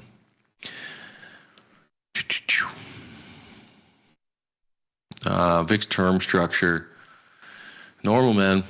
A little bit of a kink in the back end, but for all intents and purposes, it is a normal, beautiful, big, beautiful VIX term structure. I don't know. Some part of me feels like it's fair. It's locked up at 20. I think in 2022, when we were seeing a lot of that market volatility, we were basically flatlined at a very flat VIX term structure between 20 and 22, if I'm not mistaken. We're not that far away from that.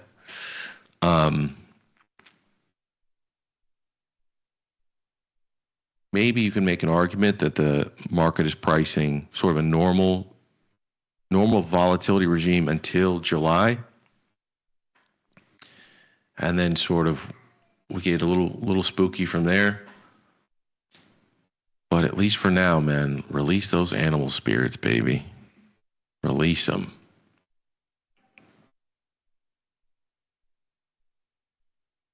The hardest thing to do right now. What's the hardest thing to do, actually? Do you think it's to buy them or to sell them right now?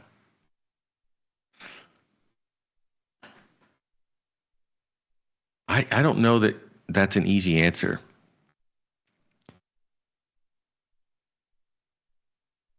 I don't know that it's an easy answer.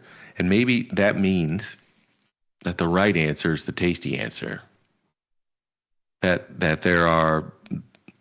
there's a split number of participants that feel strongly directionally, but because it's going to be really tough to resolve that tension, that really the people that benefit over the next cycle are just the ones who are selling premium to both sides of that argument. You know, it has been sort of the case for the last couple of weeks. We've really just kind of traded sideways between 5,800 and 6,000. And I don't see any reason why that has to break here anytime soon.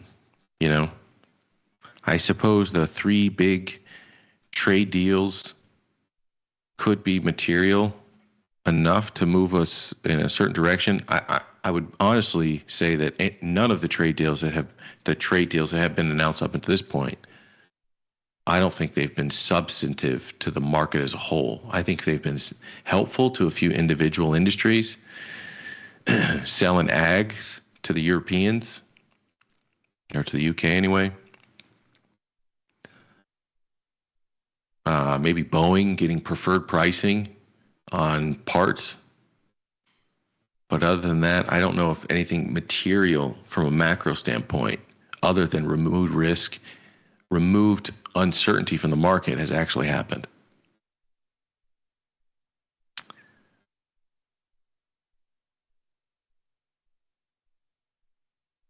Black Diamond says, it feels like we're walking to the end of a cliff with blind optimism.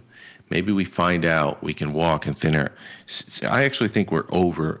If this was a Wile E. Coyote episode or a Roadrunner episode, we're off the cliff. We're holding up the sign. It says like whoops or whatever.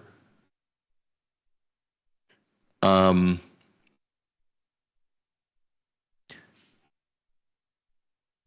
I don't.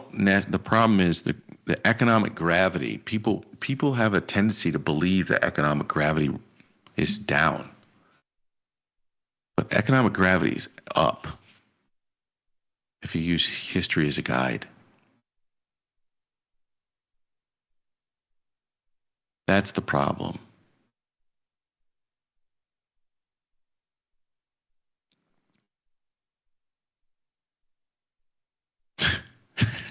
Nice, Brian.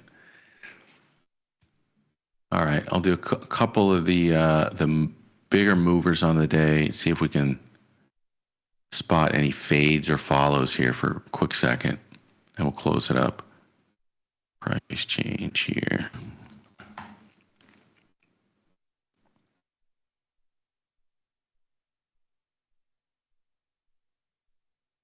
Yeah, look at the steel. That's right. I forgot to talk about that one. The steel tariffs. This has less to do with the steel tariffs and more to do with the administration sort of allowing the M&A between, I forget how to pronounce it, Nippon Steel, Nippon, Nucor up a cool 10% here today.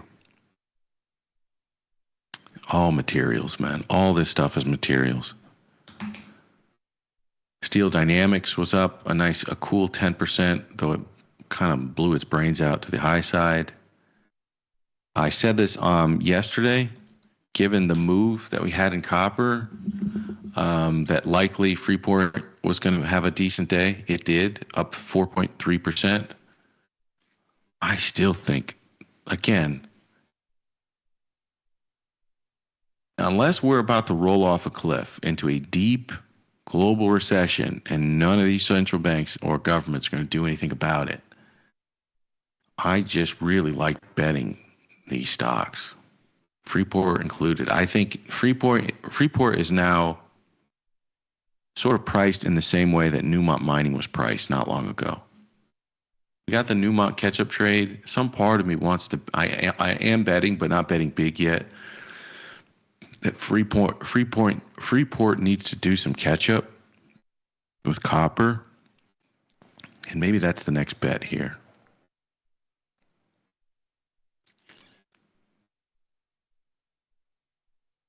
It's another one, Devon Energy, that I own, up 3%. I wouldn't fade any of these things. All these things look, on a relative value basis, they look pretty decent.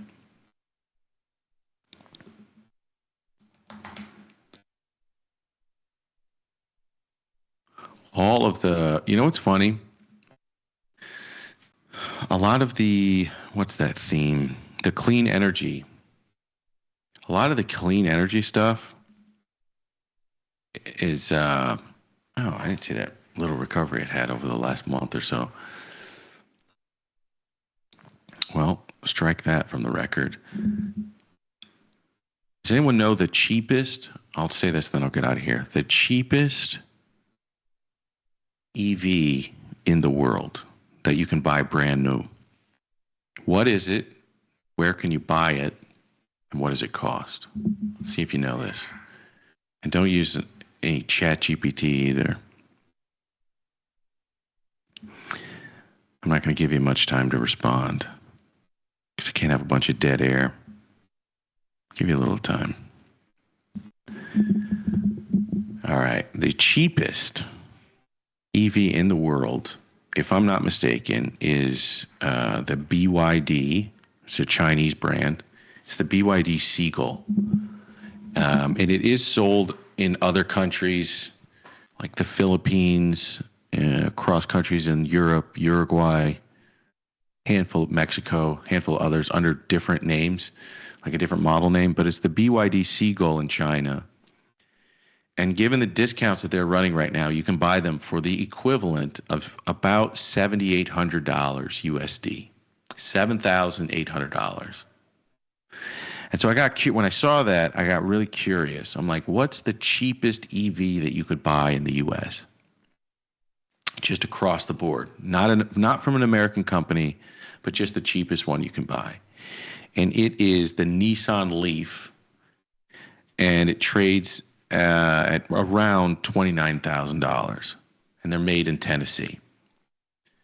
I thought, okay, well, what's the cheapest EV that you can buy from an American-made company? This is all around trying to understand what protectionism has done to the cost of a car, and the difference between saving manufacturing jobs and the collective benefit to the public. This is what I'm trying to outline here. The cheapest EV sold by an American company in 2025, that's the big caveat,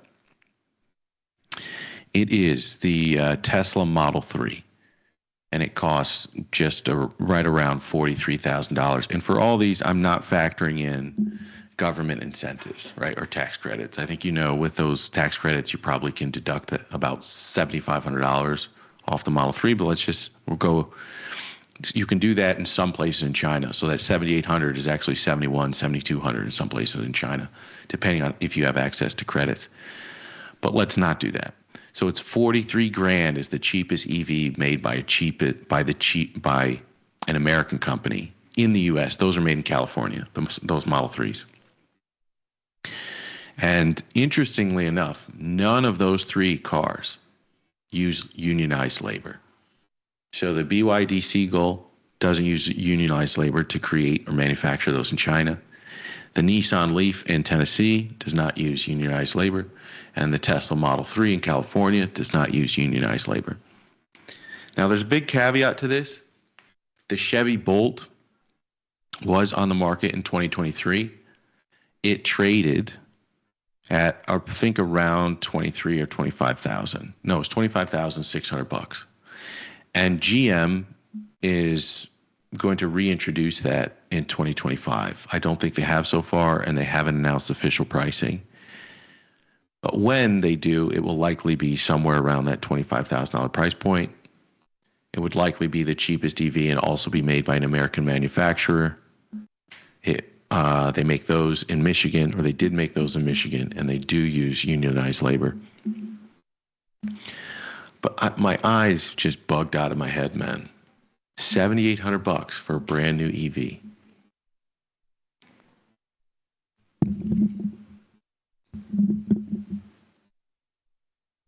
Crazy. That's what, just to be super clear, like, I'm all down, man. I'm down for finding new economic opportunities, or economic opportunities for those that have sort of been left behind. And what was supposed to happen is we were supposed to move up the value chain. And unfortunately, where we are right now, so the 62% labor force participation, I'm down for finding more economic opportunities for more people, especially given AI on the horizon. But you should all know that the give up is the difference between $7,800 and like $26,000 for a car, brand new one. Just saying. All right, everybody, that's going to do it for me today. If you want to follow me or argue with me on X, you're more than welcome to do that. Sorry about that. At Victor Jones, the Owen Jones is 0, because I like to be difficult. If you'd like to send me an email for more private audience, you can reach me, victor.jones@tastylive.com. I'd be happy to respond to all of your inquiries or grievances, one way or the other. I'll see you back here tomorrow with a conversation with Ilya Spivak, I believe. Same time, same place, same great network, only on Tasty Live. Until then, peace.